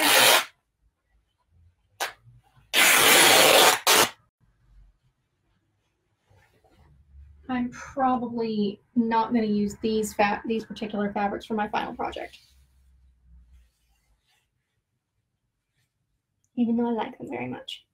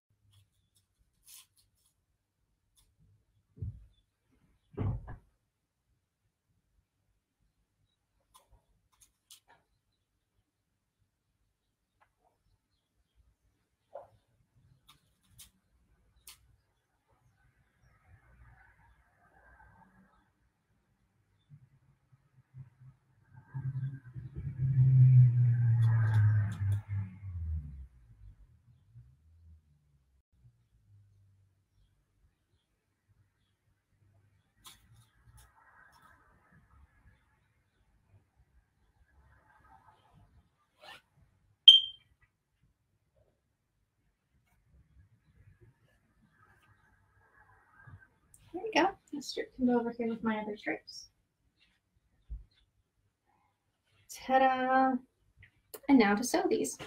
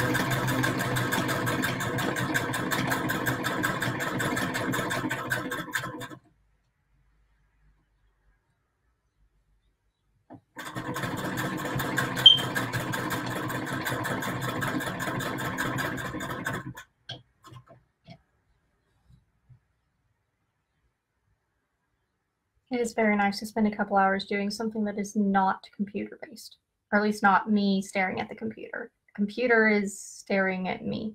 Weird. Anyway.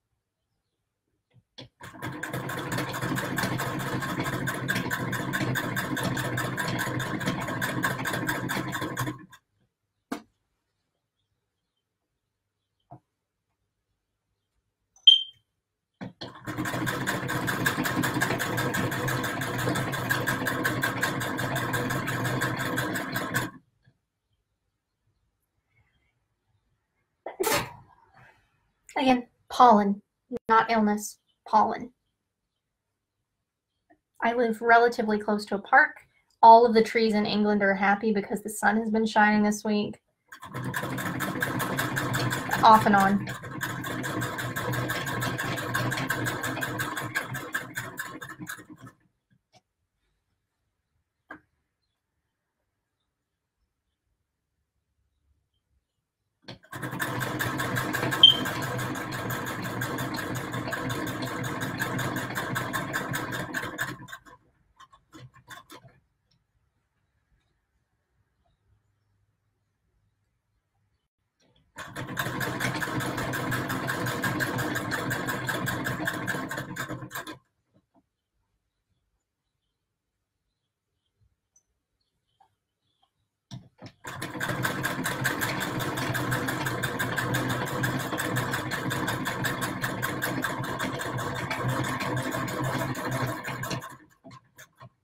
And there's another one sewn together.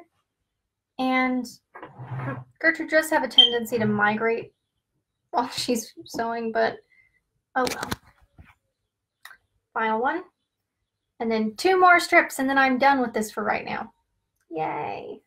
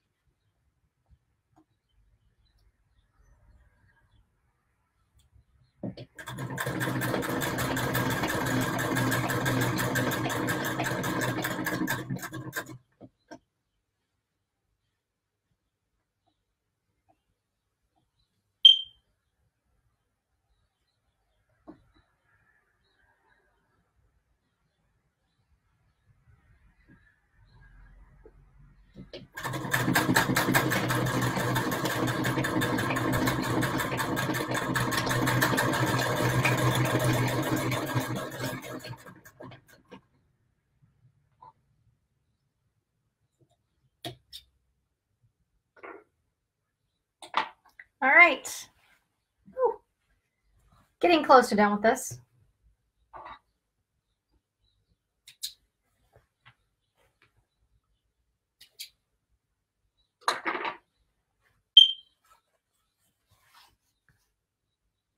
Ta-da. As you can see, it's not quite the right kind of a square yet, so it needs to have 2 more stripes put on so everything is even, and then it'll be done. So the next stripe will be a red one here, and I just have to press these before I put that on. And then it'll have a blue stripe, and then these 3 will be done. And then I'll stitch them together and have a kind of a small hanging.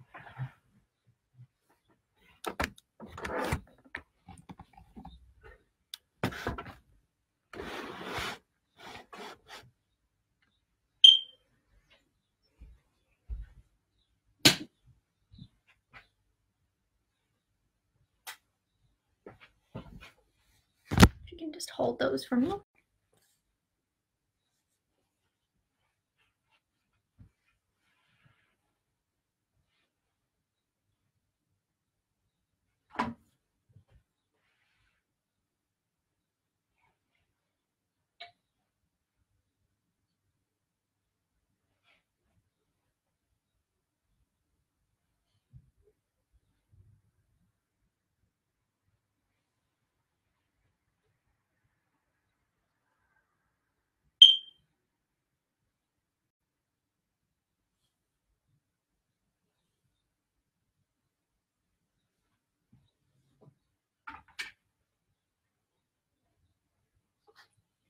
Ta-da!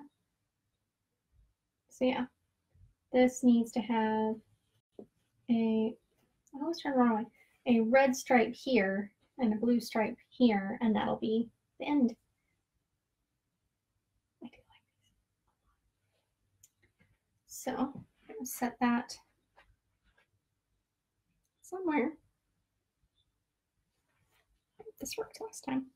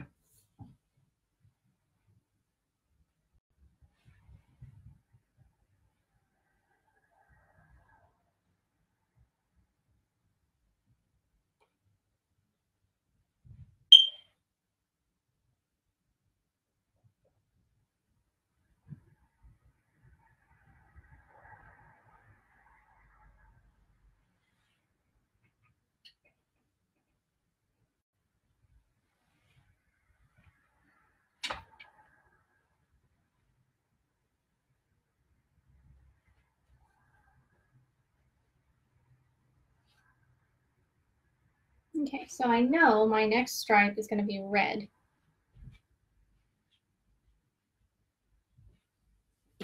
And there's my last bit of the solid red, so I'm going to have to cut some more. Let's see if this particular piece will pin onto anything first. Ah, yeah, it's just enough to do one.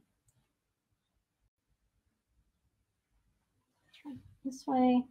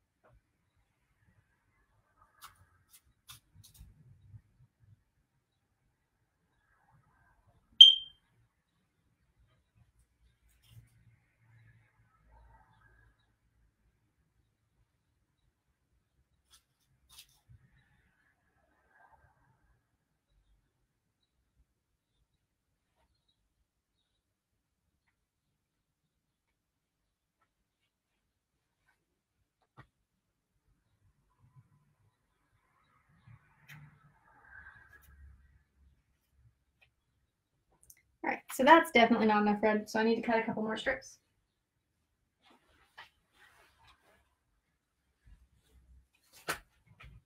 Move this out of the way. You can hold that for me. Thank you. I'm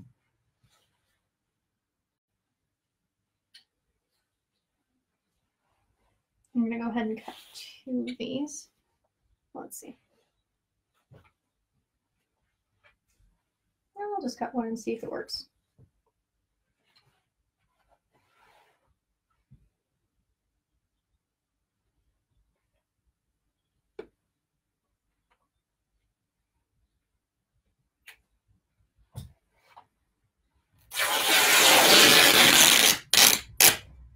Such a satisfying sound. I don't know why, but it is a satisfying sound to me. Here's my piece of red.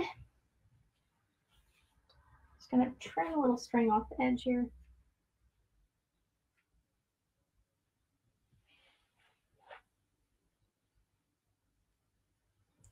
go to pin.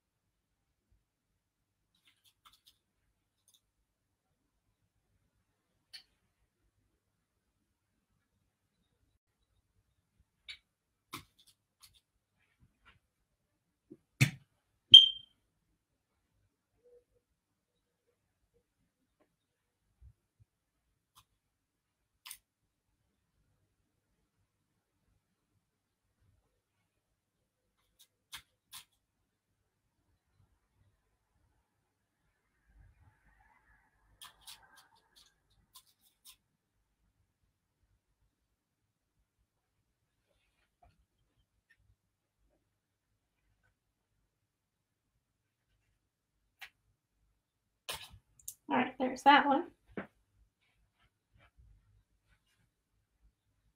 Thank you for holding those. And now let's see, is this one piece of red fabric the right size to pin onto this? And the answer is no, it's just slightly too short.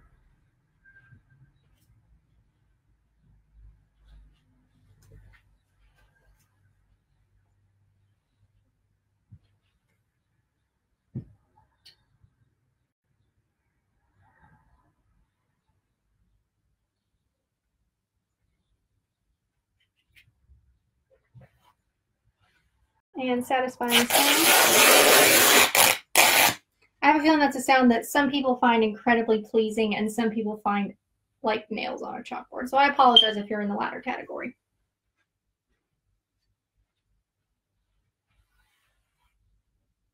Now I'm going to have to press this one because it's a little bit wrinkly.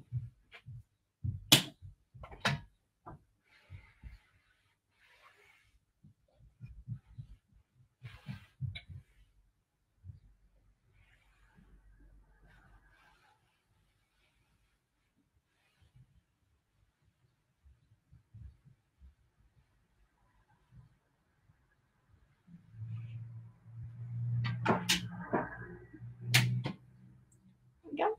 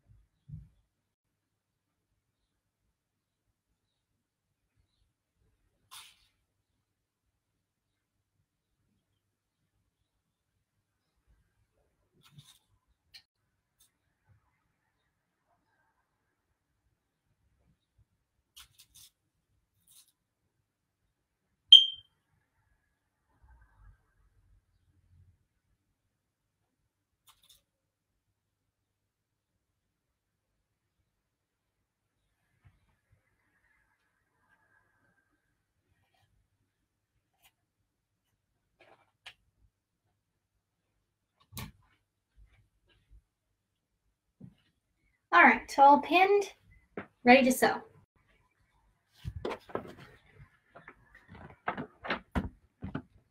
So I don't know who all is watching still. Doesn't really tell me the identities of everybody watching. So hello again, whoever is still here with me.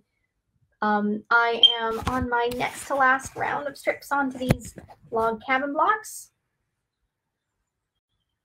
I am really excited to be almost done with these. After I sew this strip on, they'll get pressed, and then I'm going to put one more strip of this blue.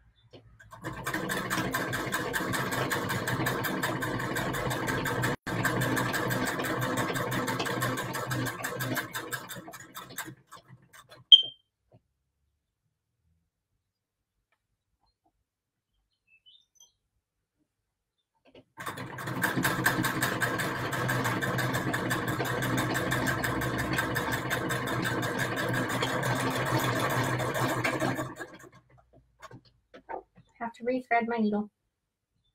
So the thread on this comes from here, come back here,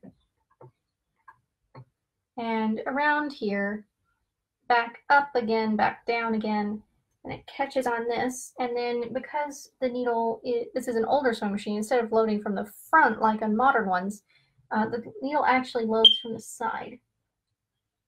So I've got my needle threader here because I use a relatively fine needle for doing patchwork, and it's much faster just use the needle threader than it is to go in and try to poke the thread in, and it would take me ages to do. So now I'm going to sew this one.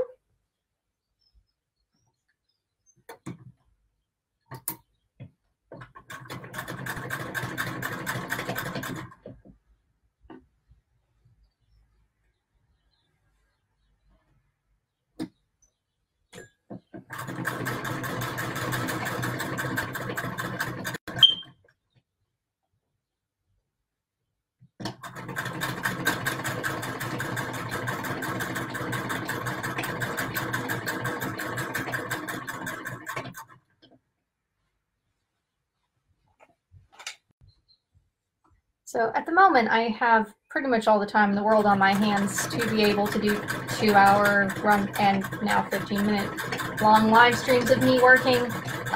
In the future, once we are all back to not being in our houses all the time, that will come, that day will come, I promise. I will probably be doing this once a week with whatever I happen to be working on in my house, at probably on a Saturday or a Sunday or something, depending on a few things. So if anyone has opinions on that, do let me know. I like hearing people's opinions.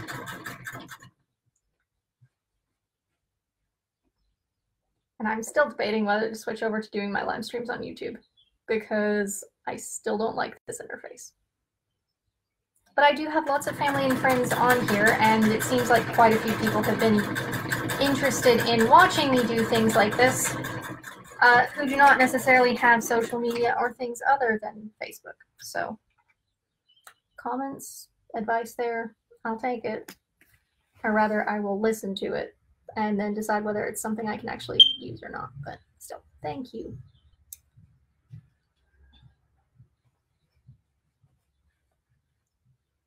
And I know this is going to be an incredibly long video that will be posted up there, and if people want to watch bits and pieces of it, you're welcome to. Hello if you are watching this later. Hello if you're watching this now. Do say hello to me if you can, so that I know who to expect when I'm talking this. And if you are talking to me, I will direct comments at you. Hello. Because this has been 2 hours of me sewing strips of fabric together. And I'm almost done with it, which is why I haven't ended the stream yet, because I want to show y'all how this turns out.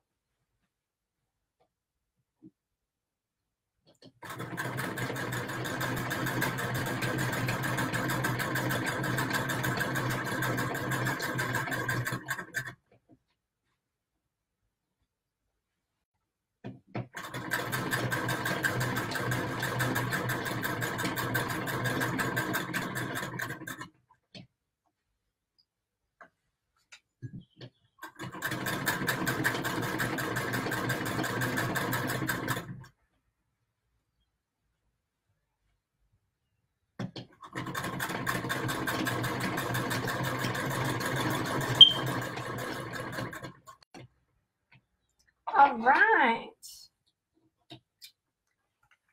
All done. Just need to press these, and then I can put my last strips on them. I'm so excited. So while I'm sitting down and have a better angle with no sunlight coming through, as you can see, I have added my last red strip to this now. So I just need to add one solid blue strip at the top here, and then this will be done. So that's exciting. I'm really excited with how these are coming together, even though these are printed fabrics that I've dyed myself after getting them as white on white prints are not the fabrics I'm going to be using in my final project. I really like how the block design is coming together. I really like the width of these strips. And I do think this is probably the scale that these blocks are going to be for my final pieces for the project. which is going to be interesting because that means my banners are going to be really, really big. Not that I mind that. The place that I'm imagining hanging them, hoping that we will in fact have a physical degree show at some point in time. All the galleries and places that I'm thinking I could potentially put this stuff to display my installation of textile and glass are places with really high ceilings. So these would be draping down. But anyway, I'm going to go press these, which means you get to turn around again. Aren't you excited? Whee!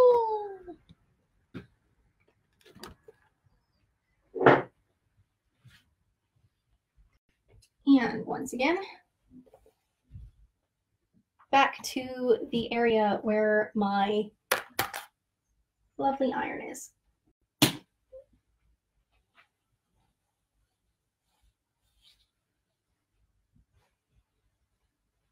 So it's starting to be bigger than my ironing. This is going to be a little bit wider than my iron when it's done. That's kind of exciting. All right, so press.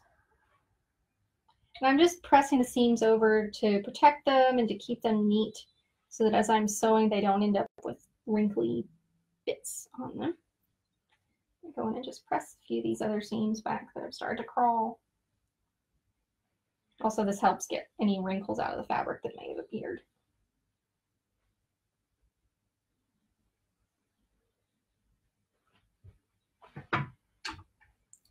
So there's one. And you're going to hold that for me. Thank you.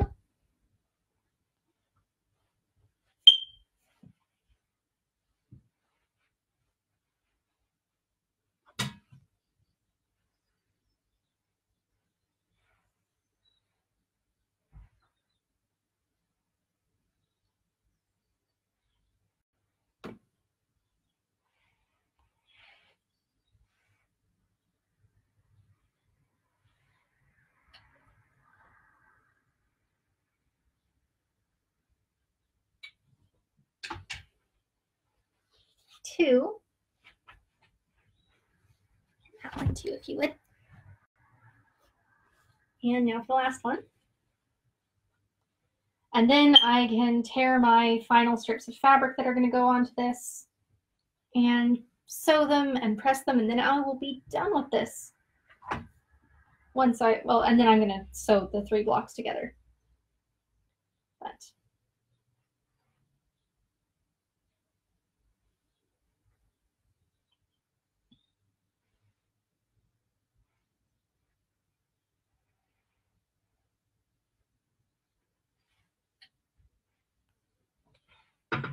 there we go. 3. So I'm going to set this down over here. Eleanor, I see your name. So my friend Eleanor, who I've just seen is watching now, really likes primary colors. Observe, everything in my project is in Eleanor's favorite colors. So I'm just going to tear some strips of fabric now.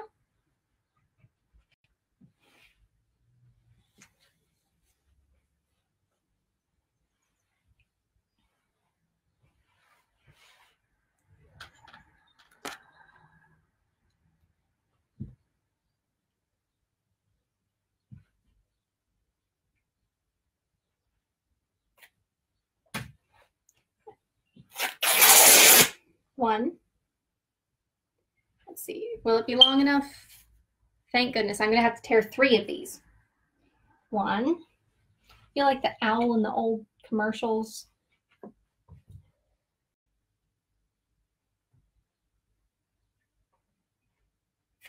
2.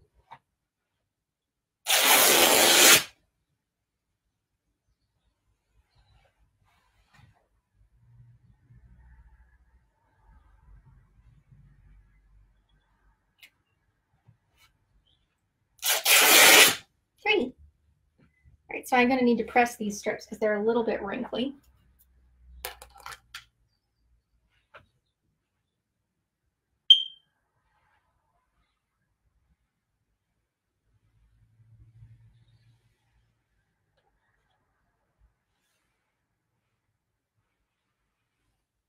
I think I need to refill my iron so it has a little bit of steam to it. Put that back out of the way.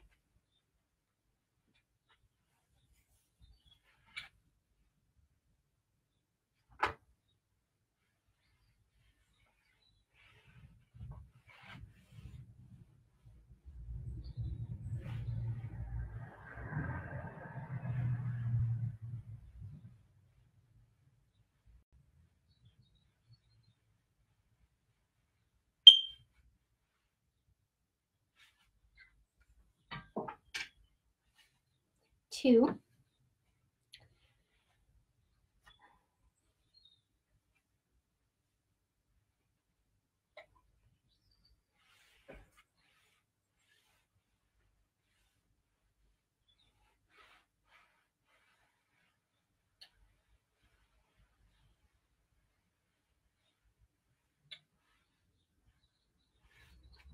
Three. There we go. And now I just need to pin all of these together.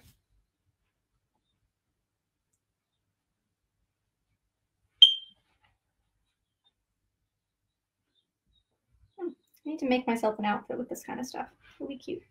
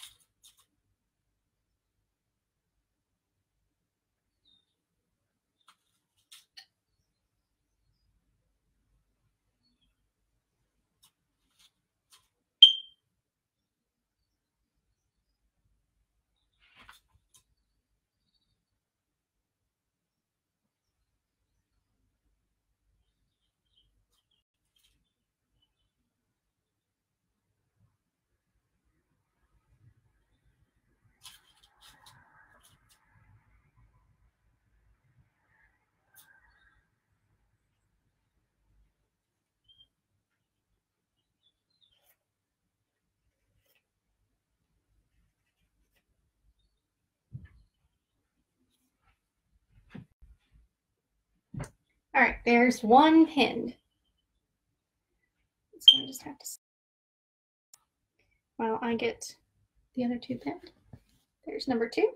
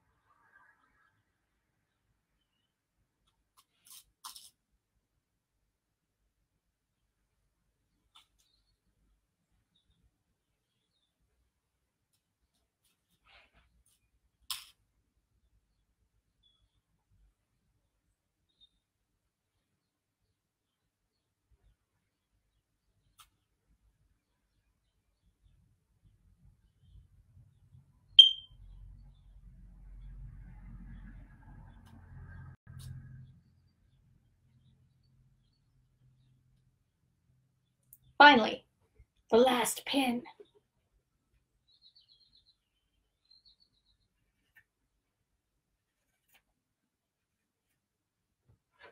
At least for this stage.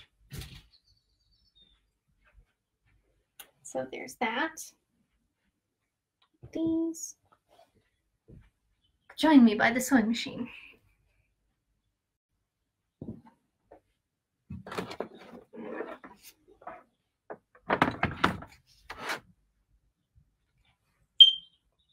And now we're back over here.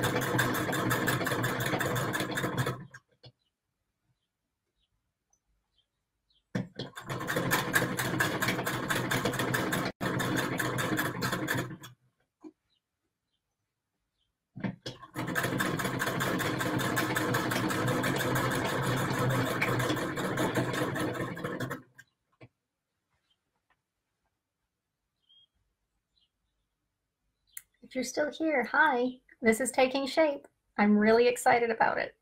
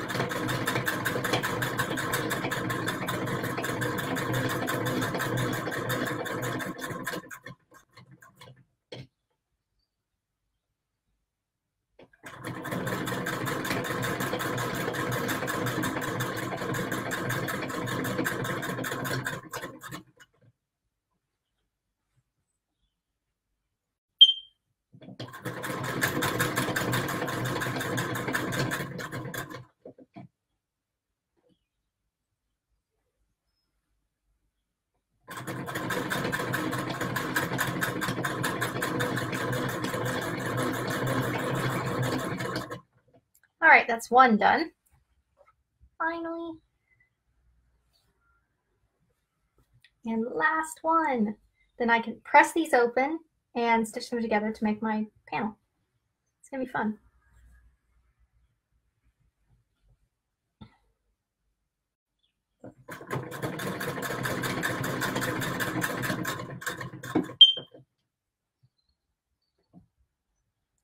You'll have to tell me if y'all can hear the tweeting birds in the background, because to me they sound very loud.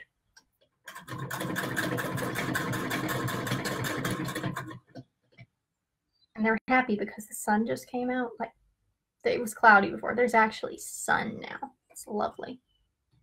And I am inside, where the government has asked me to stay.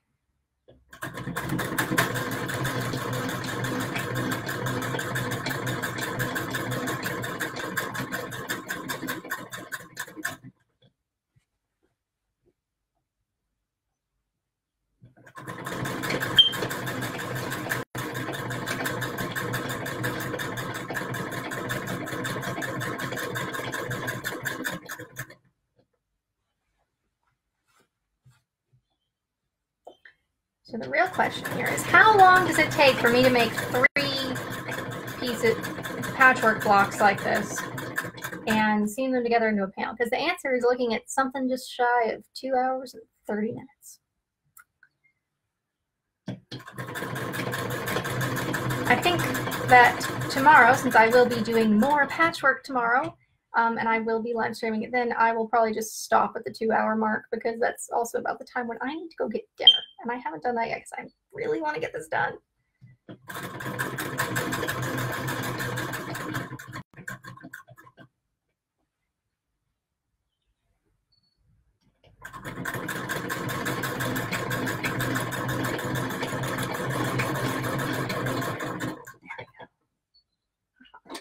Actually, I think what I will do, because I realized it has been 2 hours and 30 minutes. I need to eat something. I need to stop and work on something else for a while. And I need to let y'all, those of you who are still with me or who've joined the other things. So I'm going to press these and show them to you. And then after I get some dinner, I will seam them together, and I will post a picture up on my Instagram, which does cross-post to my Facebook page. So y'all will get to see it if you like and follow my page. Not trying to shill for likes and follows and things there. It's more if you're interested in seeing how this thing came together before tomorrow at 4 o'clock UK time when I'm doing this again. That is the way to see it, is to keep an eye on the things I'm posting, and I will have this posted up. So on to pressing. Again, I turn this light off because I'm done for now. The last time for today that we will be moving the camera. Don't need to have the scissors and pins out right now because I am done with scissoring and pinning for a while. Scissoring, cutting. Cutting is the word. Had a moment there. So let's get these pressed. You can really see how you could get a quilt made really fast using this pattern. Just because log cabin blocks, they make up fast. They don't have very complicated cutting and piecing to do with them. It's just methodically adding more strips.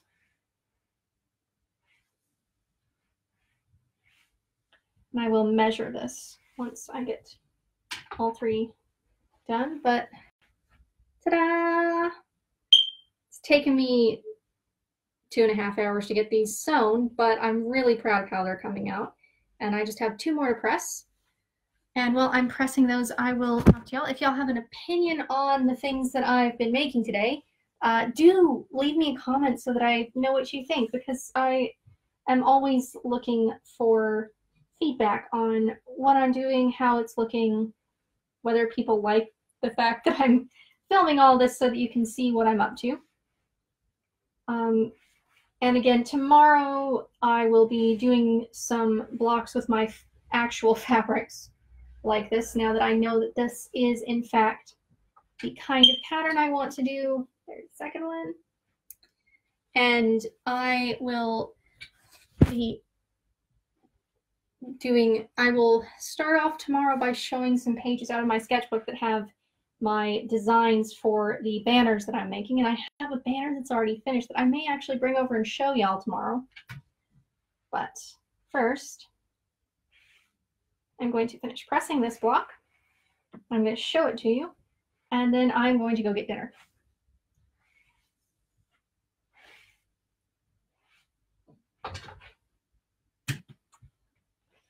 So there we go. I really like the 2 color variants of this block. Again, I will post up a picture once I have had dinner and can sew these 3 blocks together, and I will show you all how they turned out. And tomorrow I will be doing some more patchwork, because that is the part of my physical work for my project I can do right now, is lots and lots of patchwork. And yeah, so once again, I'm Katie Silverwings. I think y'all are awesome. Thank you for anybody who has watched any portion of this video. If you're watching me now, hi! I hope you have a great day. Stay positive. Find things to do around your house. If you do crafts and things, keep going with them. Make beautiful things while you're stuck in your house. Talk to a friend. Don't stay alone. Being alone in your house does not mean being all alone, because you have the internet. You can reach out to people. You can drop me a message. If you're one of those lovely people who know me who are watching, I will say hi to you again. But in general, this is not the end of the world. It's just a transition phase for the world. And right now, I need to go transition to getting dinner. And I'm going to let all of you go, get my patchwork off the computer so I can get it. And I will be posting pictures later. So, bye!